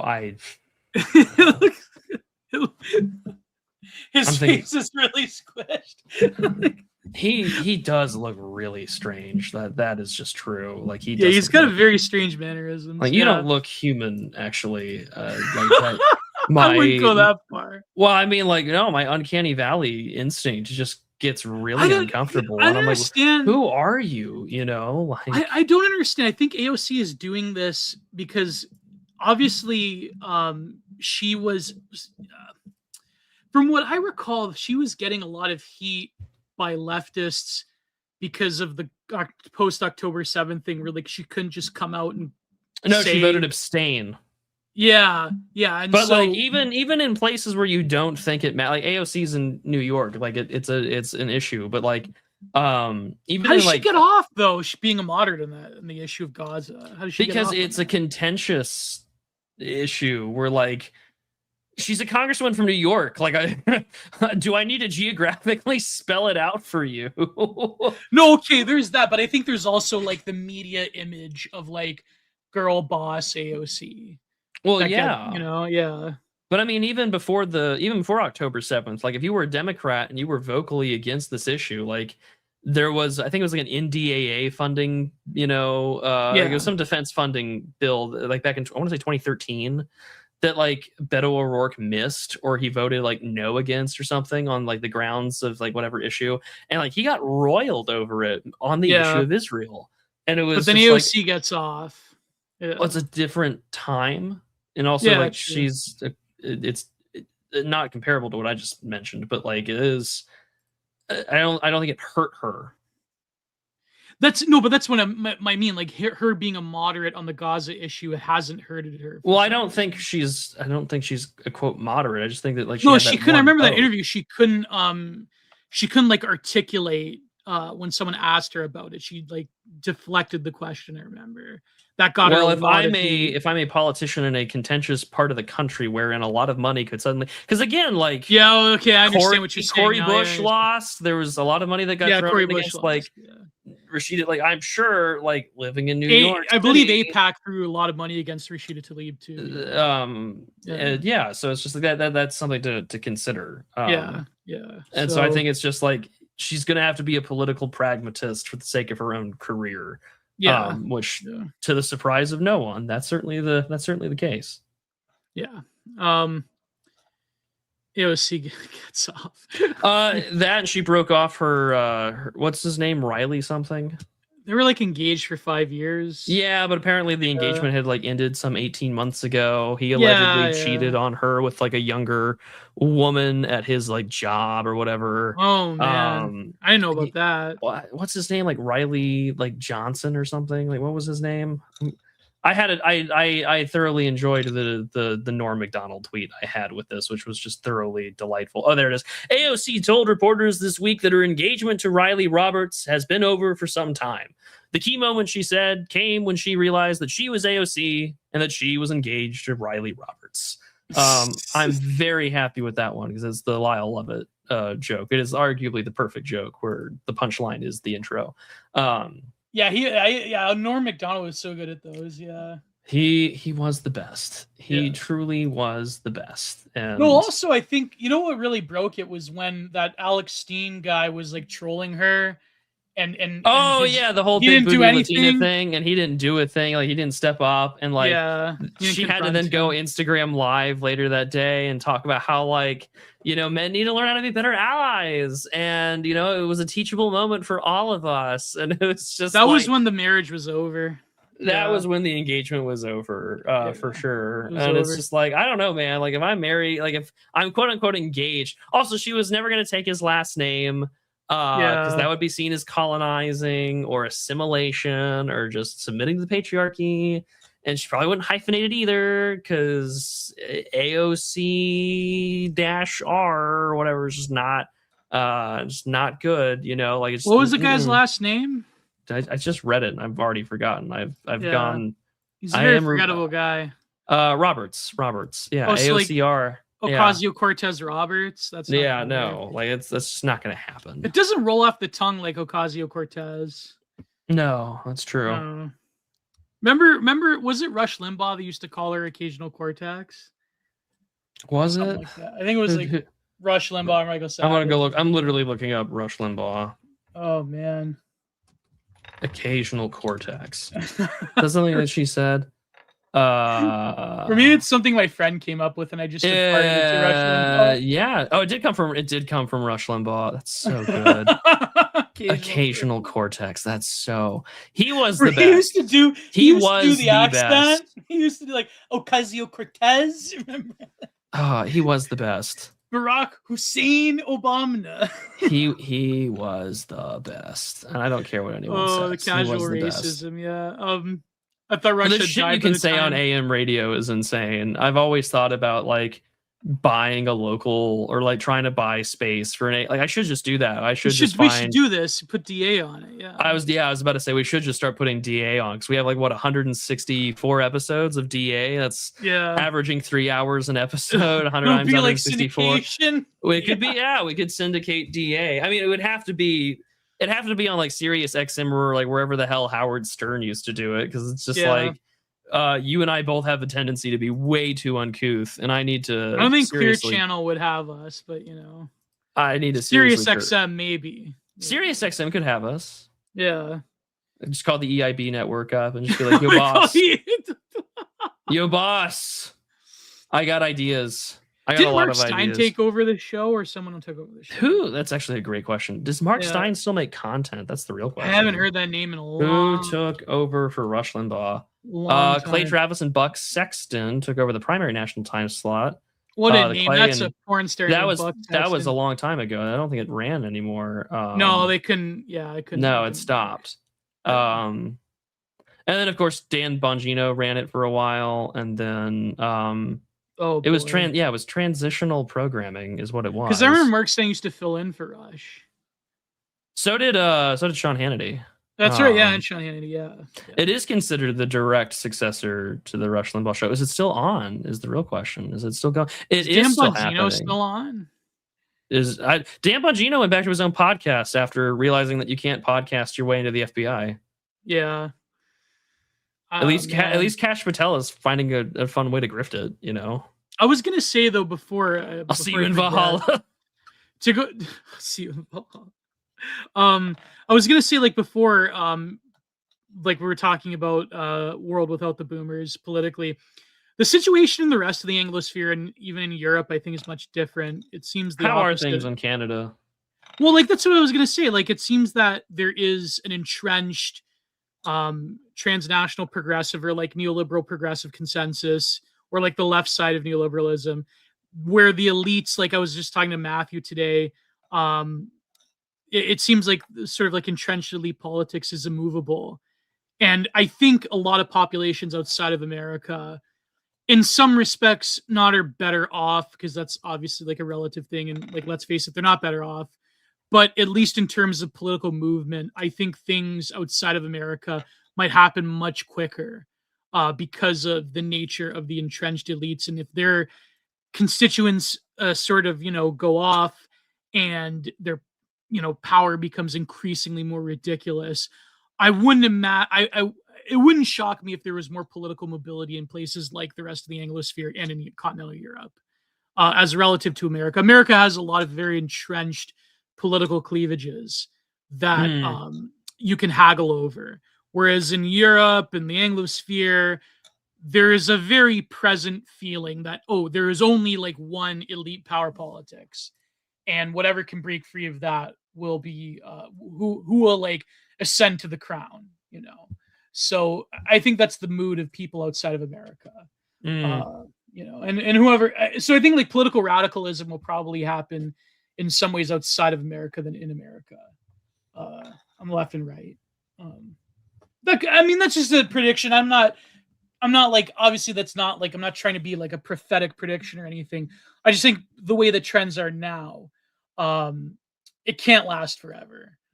In America, you can, you still have the illusion of being able to haggle over elite politics. I know there's like other people have talked about this, but yeah.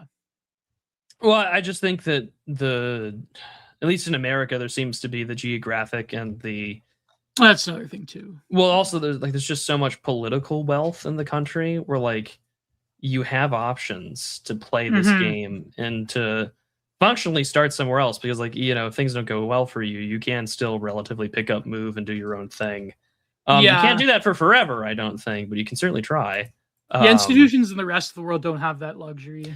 Yeah. no, and that does what it makes our politics a uniquely interesting one because like things nationally can be an absolute nightmare. You're absolutely right, but like locally, like there is still a great degree of power that you can wield, which becomes really important if you do live out in the middle of I don't want to say nowhere, but like if you live somewhere kind of suburban, you can still wield an insane amount of political influence, or even locally. And it's just like I kind of tell guys all the time, like if you kind of live in one of those places, like you really should invest your time into like local affairs because there is so much that you can do and leverage for influence. And I highly recommend that you do because why Yeah. wouldn't you? And also like just participating. Like I'm not saying I know that there's the whole voot thing that people like to meme about, but it's just like well Yeah.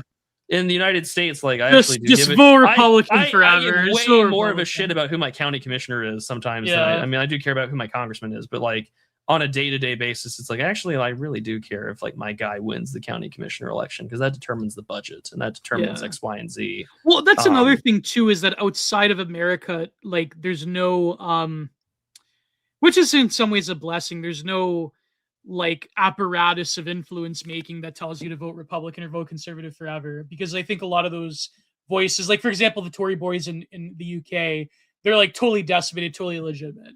There's like, I mean, I know there's an ideological battle between restore and reform, but other than that, like even here in Canada, there's no there are like slop influencers like that. What's that guy's name? Plebe something, and like that do the whole like vote Polyev thing, but that's not like a legit. That's not like there's no power behind that. There's no thing behind that. is it Whereas like organic or is it like actually paid for by like the what is it the PPC? it could be. But I'm not accusing people of being bought up, but like in American politics, you do have a very powerful influencer network that just tells you to vote Republican forever. Well, I mean, there's You know, also you also have the capability of there's nothing like the Daily Wire in yeah, Canada exactly. or in Or the in the UK. Anglosphere, really Yeah. outside of the US, that really does not exist. Yeah, I mean, Um, they try to do the whole like you have Turning Point UK, TPUSA. but like, Yeah, yeah, but who cares? Like, I mean, the guy who helped found that is married to Candace Owens. So I mean, tell me how well that's going over there. yeah, if you really want to understand Canadian conservative politics, there was a great interview. I think it was a month or two ago that Dimes did with what's his name? He's a mutual of mine, Upper Canada Cavalier, who he claims that he actually worked in conservative politics in Canada. But it's a fascinating interview because he goes through the nitty gritty of how the party system works and the entrenchable nature of it and the different factions. And it's a great, if you're into Canadian politics, a very illuminating interview that Dimes did. Well, I certainly want to learn more about Anglosphere. Like, I have a pretty half decent idea of how Yeah, things are in Britain. I don't really anywhere else yeah, outside of what my like mutuals tell me, yeah. because like But that's really the all I Upper have to Canada work off Cavalier, of. he like lays it out pretty good. Like the different factions, the different, also like the different like ethnic mafias that run party politics here in Canada that you have to appeal to get anywhere. Well, It's boy, doesn't that crazy. sound familiar? No, that's yeah. America has that too, but like it's crazy. Like there's like the let's say that there's a how should I put this for political little Ukrainian. C9. Well, okay, the Ukrainian thing, but like there's also the let's call them the lavender faction of the conservative party you have to appeal to. There's like a group of MPs who are part of like the like uh, lavender mafia that you can't like cross them because they're in positions of power. Then there's the Sikh one, there's the Ukrainian one, there's the obviously there's another powerful one, And there's a bunch of them. There's like a whole bunch of them. There's also a Hindu one as well. And there's, obviously like in Conservative Party, there's a strong like Americanization of foreign policy as well. That you know what I mean? So there's like basically the only way to operate in the Canadian Conservative Party is if you appeal to like several different people. There's also a weird in certain parts of Canada.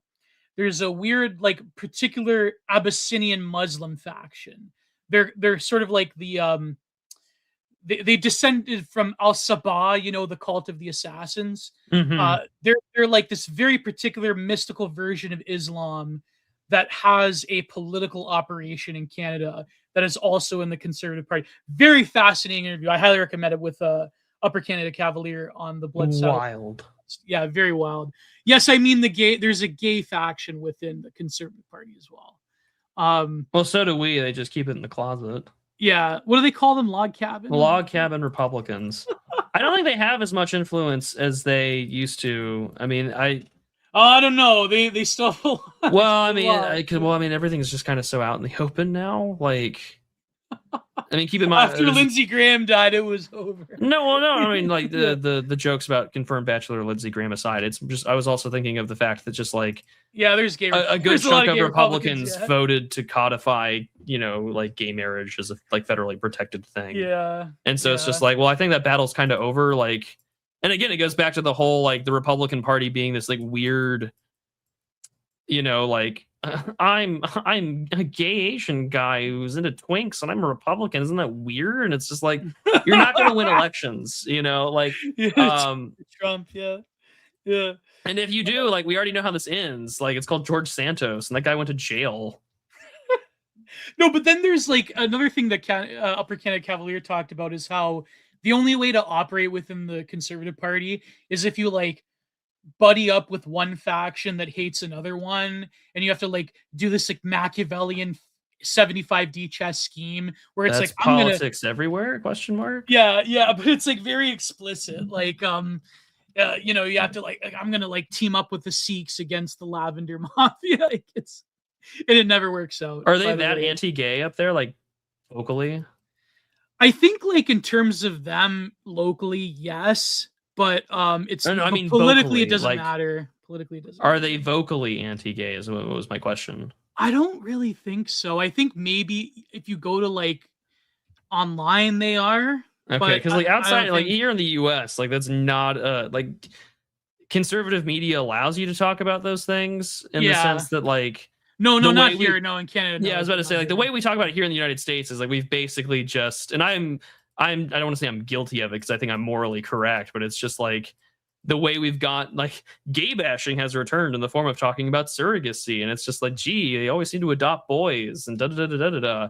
And it's just like I've said it all the time, where it's like human trafficking is perfectly legal in the United States as long as you're homosexual, and that seems to certainly be true. The closest that you'll find here in Canada of that is like Ezra Levant, Americanized rebel. I was about to say that I wouldn't even call that Canadian. I would just say that that's like it's Americanized. Not Canadian, it's American. Yeah. It's Americanized culture war slop.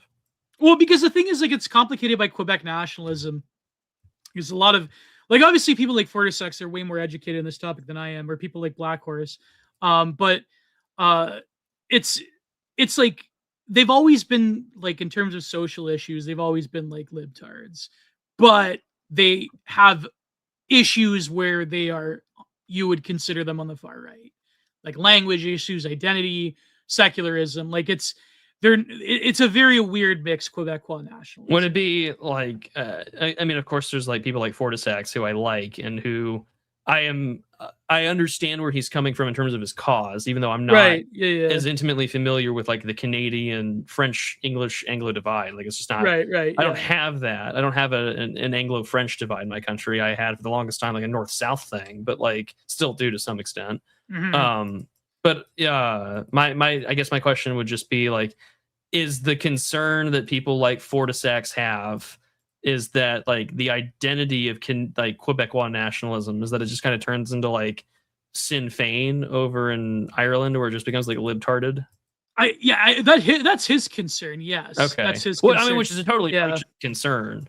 Yeah, I would not want like the movement and or party that is meant to represent my like ethnic, historical, political interests to just right. sell me out like Judas. I wouldn't want that at all. But at the same time, like he Fortisax, he sort of and like people like him and other people, I think the difference is that they see value in trying to like weaponize like lib quote unquote lib values for the preservation of the Quebec, the language thing and the identity. Because obviously, not that like I, as a Catholic, enjoy like this obsession over secularism, but definitely like in terms of weaponizing it against immigration, that has actually paid off for Quebec.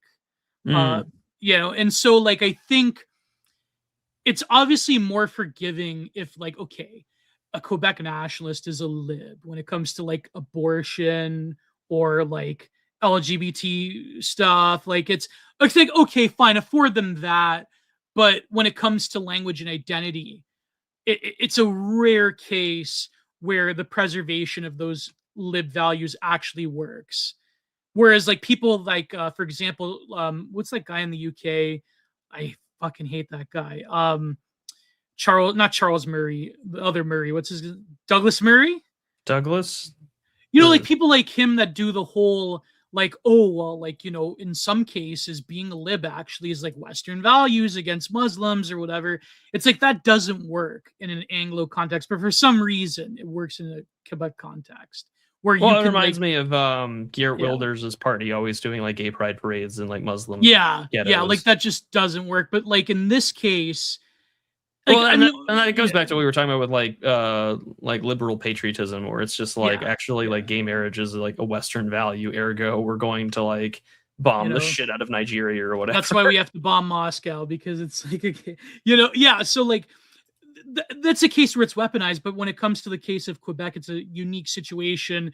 And here's the thing, like I believe that like a lot of the language laws are very petty and shit like that. But at the same time, like I'm not going to begrudge them of that. I think it's a good thing that they're preserving the French language, even though I think it's kind of petty and stupid, but like, it's not, no, I shouldn't say stupid. But I mean, it's not even like, but it's not like French at this point. It's Quebecois French. It's different. Right. Yeah. And it is a unique thing that I think should be preserved. Exactly. Sorry, I misspoke. It's not stupid. It can be petty, but I think the way that things are in Canada, it is it's a warranted and valid antibody response to the way things have gone, especially under the Trudeau years. And I commend them for it. I think, hey, whatever works. Exactly. It's good.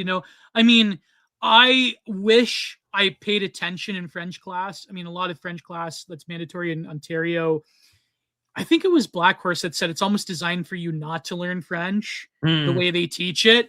I certainly wish I had learned it, because when I was in university, I read a lot of French philosophy.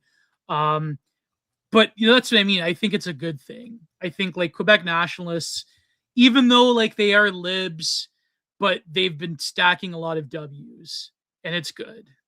And there you go. No, I don't hate Quebec nationalists. I like Quebec nationalists. I may disagree with them on social issues, but I think what they're doing, and I think like it's kind of untenable to have like a separate thing, but like I think it's what they're doing is good. I think they're trying to preserve their own culture and their language, and it's good.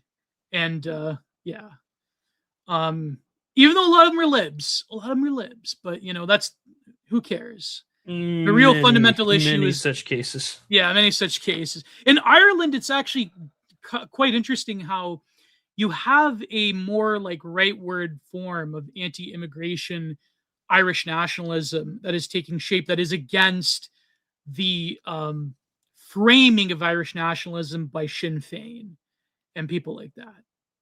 And that's a very interesting development in recent years. So I know, like, listen, I know a lot of French Canadians, they can be difficult to get along with. A lot of them are pretty cantankerous bunch, but they're good. I like it. It's good. I like them. Yeah. Well, I got a text that I'm gonna have to We're just gonna have to move to super chats Quebecois are real a quick. cantankerous bunch, though. It's true. And we're good with cantankerous. High disagreeability. People who want to preserve their own interests are usually the kind of people I like working you have with. to okay, go to Fortisax's Twitter. I gotta go to his Twitter or Telegram account. You're gonna know what you're up with, and it's go to the video section, and he has these videos of people doing these like TikToks in Quebec. Put it this way: 2007 still exists in Quebec. 2007 never ended in Quebec. It's amazing. It's incredible. I love it. I love it. 2007 still exists in Quebec. YouTuber Justin Ho has gone viral after leading a raid on a scam call center in India with an army of dancing SpongeBobs. Really? Yeah, I'm all for that, actually. Yeah. Very fucking entertaining. spamming JF Garapi in the chat. Holy fuck. Woo! That'll be fun to talk about later. But for tonight, just so I'm gonna have to go pick someone up in a little bit. But we're gonna move to super chats real quick. Gio, are you open to doing this on Monday? Yeah, sure.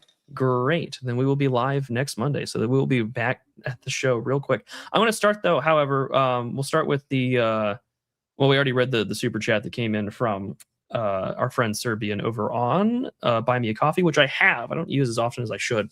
Nevertheless, the show is sponsored by people like you and the viewers like you.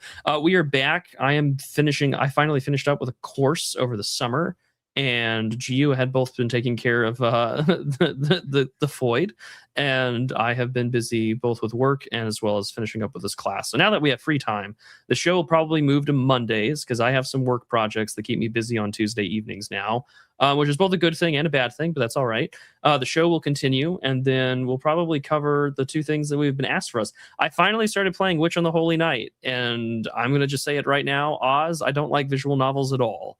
But I will try my best to give it its most honest and thorough review. We have a fan from Boston, Joe Daime. Cheers from Boyston. We love Boston. I'll be in Boston sometime next month, actually. Did the Bruins make any major trades, Joe? Do you know? Let's find out. Boston. They got Pasternak. They got. It's not looking good for the Bruins, but it's looking pretty good for the Toronto Maple Leafs. I must say.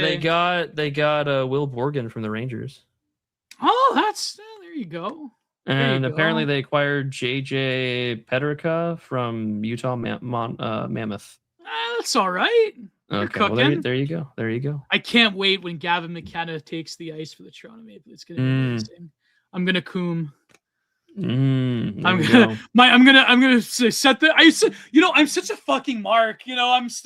I'm one of those guys like, plan the parade. You are delightfully Canadian is the only way I can express it. I can never wrap my head around the fact that I actually avoid Toronto like the plague, but I'll go to my grave being a Toronto Maple Leafs fan. So true. Okay. Yeah. We've had the show interrupted many times by Toronto Maple Leafs games. It's a good time. Yeah. All right, we'll start off with the super chats that are live here, and then we'll Did I ever play Cultist Simulator or Book of Hours? I have played Cultist Simulator. The difference is that it's not a Japanese visual novel. It's yeah, go ahead, Prude. Yeah. Text stuff is fine. It's different when it's like, for instance, Serial Experiments Lane has a visual novel video game. I guess I've never been one to like Persona, so I guess it's a little JRPGs don't do it for me. Whereas, in the same way, I don't really like a lot of walking simulators. Dear Esther and its consequence has been a disaster for video games all around the world. But I'm gonna get to the super chats. But Charlie, I'll get into it. I was watching this video essay, the most esoteric, the most immaculate, esoteric, high IQ. You have to have at least 130 IQ to understand math. So true. We love Rick and Morty. Oh yeah, but the most esoteric high IQ map game that ever existed. Have you ever heard of Drowned God? Drowned God? Yes. Didn't this just come out? No, it came out in the 90s. This is he was a musician. Game? Yeah. I only know about this because it's Richard Horn's thing. Richard Horn, yeah. Yeah, Harry Horse. Yeah. I know about it. I have never played it. It's apparently incredibly hard to get a hold of. I think there's a version now on Steam, but it used to be incredibly hard to get a hold of. Yeah, There's got to be a way you can just play it. you used to have to be able to have you had to have an early edition Windows 95 to play it. But I think there's a Steam. You can now get it on the Epic Game Store. Yeah. So there you go. Yeah. All right, well that'll be interesting. I'll have to. That's something for future me to talk about. I can imagine. Yeah. All right, well, we're gonna start with the super chats because I've got to go pick up my wife from work. So first super chat of the night comes from, well, actually it came from earlier, but Combiner. This is before we went live on the air. He says snidden. Thank you, Combiner. Thank you, Combiner. I like that. Snidden. I have snidden a super chat. He's snowed. That's no, that can't work. Randall Shirker. This one is for you to read. Candace versus Wilson. Black Queen versus Sector Simp of Ethan Ralph. It was just endless coal from the mines, especially when Thomas Crooks should settle for a question of what the government will tell us. Yeah, I feel like the trial and the documents therein by both the defense and the prosecution kind of settle this question. I can't wait for the Branca coverage of the trial. It's going to be wild. Do you listen to Branca? I do not. To be honest with you, I don't listen to a lot of content at all. Yeah.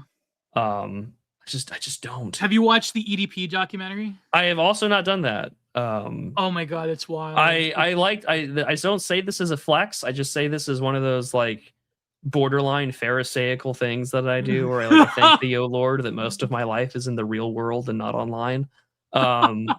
Whereas like my co-host is like beating his chest, where he's just like, Lord, have mercy on me, a podcaster. There you go. I could be nice to Gio. I just depicted him as the repentant publican, like all is well in the world. Joan World 93.99 says 1,000-year Burger Reich amazing. It's a fun phrase. I've seen Burger Reich be used unironically as well. Yeah. Oh, what type of? Oh, was this what you were responding to earlier? Because I was not checking the super chats. What type of country fan am I? David Allen Coe country fan. Billy Joe Shaver country fan. I like Hank Williams Jr. a lot. I like Hank Williams, period. But I also am just I don't know. I grew up with a lot of George Strait and Brooks and Dunn. So like early 2000s, late 90s and 80s country. Well, I mean, I've seen Toby Keith live more times than I care to count. May he rest in peace. But I don't know. The more I go back, the more I like Brooks and Dunn. That stuff sticks with me nostalgically. But like for good country music, I really like the whole. I do like Marty Robbins is sort of this like the cowboy, like we're gonna tell stories versus this like metrosexual stadium country music that that's terrible. Like Kenny Chesney kind of unleashed into the world and then later on has been taken over by just like libtarded white, how would I call it? Taylor Sheridan country music is how I would call it. And I don't like it at all one bit. I like Johnny Paycheck. Johnny Paycheck is good. It is good. Moonfrog, about Horace, there's actually a conspiracy that what on earth is this name? His wife, Smeg Martha the Echidna. Oh, I'm not even gonna. Smeg Martha the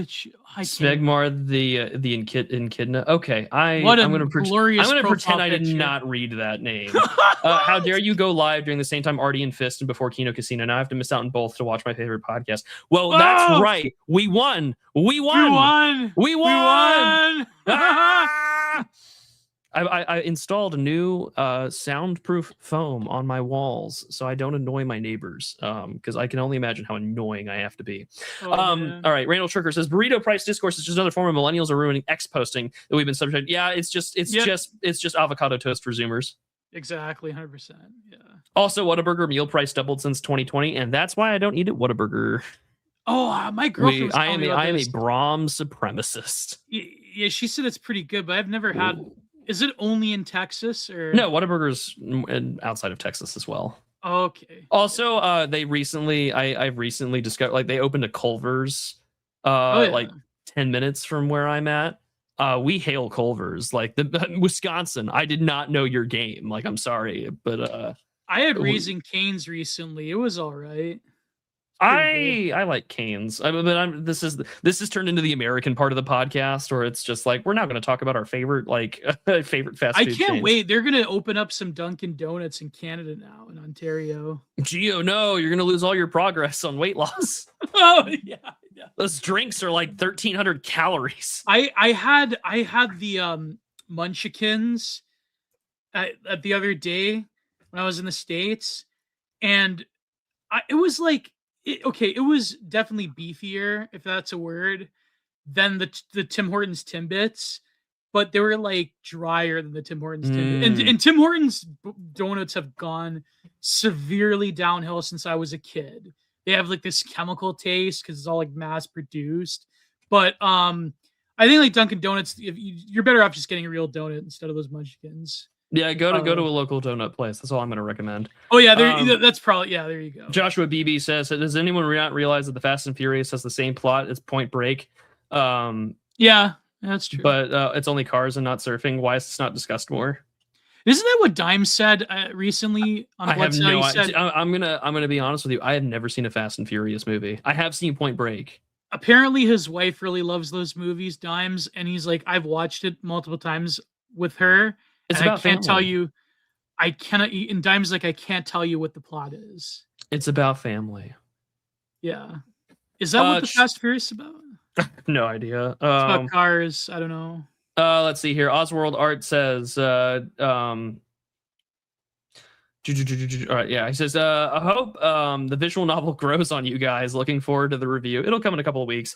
Any odds that you would go on Kane Corner with Tukey's Mac? I have jokingly said I would not because I don't want that Zoomer Gabe explaining to me Tim Kaine and like CRPGs that he wasn't even alive. He wasn't even a sperm when that was like a thing. But I'm not opposed. Oswald Art. I would love to go on and talk about Tim Kaine games and CRPGs. I really like I do watch a lot of Tim Kaine make? The Fallout games, like the 1 and 2. Oh, yeah, and he's worked on other projects. And he's gay, and like that was a thing that people were really taking to heart. I thought Fallout was that other guy. What's his name? You're Josh Sawyer. That was Fallout New Vegas, as well as Chris Avallone. Also, Chris Avallone did some of the supplementary writing for Faster Than Light FTL for like the enhanced edition, which I thought was really interesting. Who's the one that ruined the recent Fallout? Depends on how much you want to assign blame to Emil Pagliarulo and other people. That's modern Bethesda. That's a whole other. Please see Patrician TV if you wish to if you would like to fall asleep and to hear that take be played out. But I do listen to a lot of people like Todd Howard. That's what I was talking about. Todd Howard. Well, Todd Howard's been there since. Well, they did acquire it, and Fallout 3 came out. Yeah. And then Fallout 4 was a shit show. But I haven't played a Fallout game Randall since Shirker. Todd Howard, you fuck.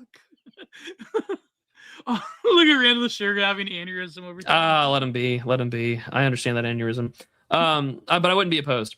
Seneca says, Missouri lore. General Omar Bradley is from Clark, Missouri, and is best known for being one of the main generals of World War II. He served in North Africa and was in command of the D-Day landings. Yep. I think he's got a museum of his like. Didn't he? No, Patton fought Rommel. Oh yeah, Patton. But so did Bradley, I think, to some extent. Yeah. I don't know my World War II history. That is not the war that I got obsessed with when I was younger, and that I study. I study World War. I study World War I and the American Civil War, like a chud. Seneca says it's official. Talking about Dimes on the show means it spends at least a month in the locker. No, it's when Dimes comes on the show that the month spends a month in the locker. I have been busy IRL to where like I have not had time for regularly scheduled programming. I have time now, and I'm planning to launch. I know you do. And you need to hash that out like adults and not through me. But no, I'm planning to launch a second project next year. I've been working on and off on some scripts for like lengthy video game reviews. I know that this is not the channel to launch those on. So I'm just going to do a second one, and I'm going to try and create distance between the two and see how well that works. I should just do that with our videos. Fuck. You should. But anyways, like that's what I've been working on. Joshua BB says, "What's up with Rubicon?" It is a book review kind of thing. I think Claremont review of books, but where the book reviews are written by posters. That's the best way I can describe it. Which is, I think, better for an intellectual canon to come out of it than anything else, which I would wholeheartedly endorse. And then last but not least, let me go mute myself real quick. Sorry, I just had to mute a tab. There we go. Let's see here. Randall Sugar says Gio loves his donuts, very on brand. That is true. Ugh. Very true. Well, apparently, Canada has beat Denmark as the #1 donut consumer in the world per capita. I'm not gonna lie, I love a good stroopwafel. There you go. I'm so glad that like more airlines are giving that as a snack instead of the Biscoff cookie. Don't get me wrong, I love the Biscoff cookie. I'm a big fan of the Biscoff cookie, but the sugary stroopwafel that they offer in that little tiny package I've been flying so much this year, it's crazy. And then last but not least of tonight, and very generous welcome back to the show, Mr. Charlie Mackey sends a very generous 50 United States dollars. That is incredibly generous to you, sir. Thank you. He says, good evening. I hope that you are both well. We are back. We're probably going to be live on Mondays from now on, just because of my job, but the show will go on. We have a lot of paid reviews to go. I have a feeling that the Book of the New Sun quadrilogy will be the thing that really sends the show into overdrive for book reviews, which I'm all for. I really have grown to love Gene Wolfe, and I have convinced I have convinced my wife to get into Simmons, so she's currently reading The Terror right now. But I'm going to try and get her to read Hyperion next. But overall, like I'm glad that the show is back. It was a too long of a break because Do You Even Read is about to take a break for the month of August because Dimes is busy. So the show will go on, and August will be a digital archipelago renaissance, and that's what we're here for. Nice. Gia, what have you been working on? What do you got going on? I've been doing a bunch of podcasts on Content Minded. What was my last episode? I did. I will say that's way better than being on talk radio. I wish I was on talk radio. But what would I come up with every week? I guess if people are feeding you news stories. Yeah, I just get told what the topic is and go from there. Yeah, you have an editor that helps you. What was Rush? Rush had that black guy. He would say he had a nickname for him, his producer. But no, my last episode was about I did 3 things. I did a connection between, it's called The Need to Belong. And it's very Putnam-esque. I reviewed a chapter from the Wan Huning book, America Against America, a song by Death in June I reviewed called Touch Defiles. And in the paywall, because people were talking about it because of the Italian doctor's show trial. Can I say his name on YouTube now? Who's? Fauci? Yeah, I think so. Yeah, the Fauci trial. I reviewed a very important, a very important thread by this lib writer during Clownvid, and also this essay that was written by Giorgio Agamben in the paywalled version. That was very important to understand the whole thing, because I felt kind of not nostalgic. Nostalgic's not a good word for it, but sort of it was in the air. And then I did a Tubi Dumpster Dives that I've been meaning to do from the beginning of the series on the Canadian indie film Lola, which is one of my favorite films of all time. That's a very amazing character, slow burn drama character piece that from the early 2000s that just triggered a huge nostalgia in me. So yeah, check those both out. Next week, I'll probably record this bit about landscape painting that I did. It's an essay from Aldous Huxley about El Greco. And because recently, this week, I actually went to a French Impressionist show, and it was incredible. It was amazing. I also got to see one of my favorite, 2 paintings by 2 of my favorite artists. One was by Georges Rouault, and one was by Odilon Redon. And they only had 1 painting each in the show of both of them, but it was incredible. And so it really inspired me. So I'll probably be doing another landscape painting theory cell type of episode. And other than that, I also have some interviews lined up in the future. One of them, hopefully, I'm praying to God that this happens, but I have secured an interview with one of my favorite contemporary landscape painters of all time. That's going to be amazing. She's such an incredible painter, but I'm going to save that for when it actually happens. It's going to be amazing. So hopefully I want to get back into interviews. I have a lot of ideas for people. It's just that some interviews I have to read their books and that's a long process. I feel Like that. for example, Peter Ludlow came out with a new book about crypto and anarchism, and I have to like read that one if I want to review him again. So it's gonna be good. But what are you doing, Prude? You know, I've got a couple What's of the movie reviews that are going to come out in the coming weeks, and then on top of that, I have been reading what is it? It's what is it called? I just Crisis and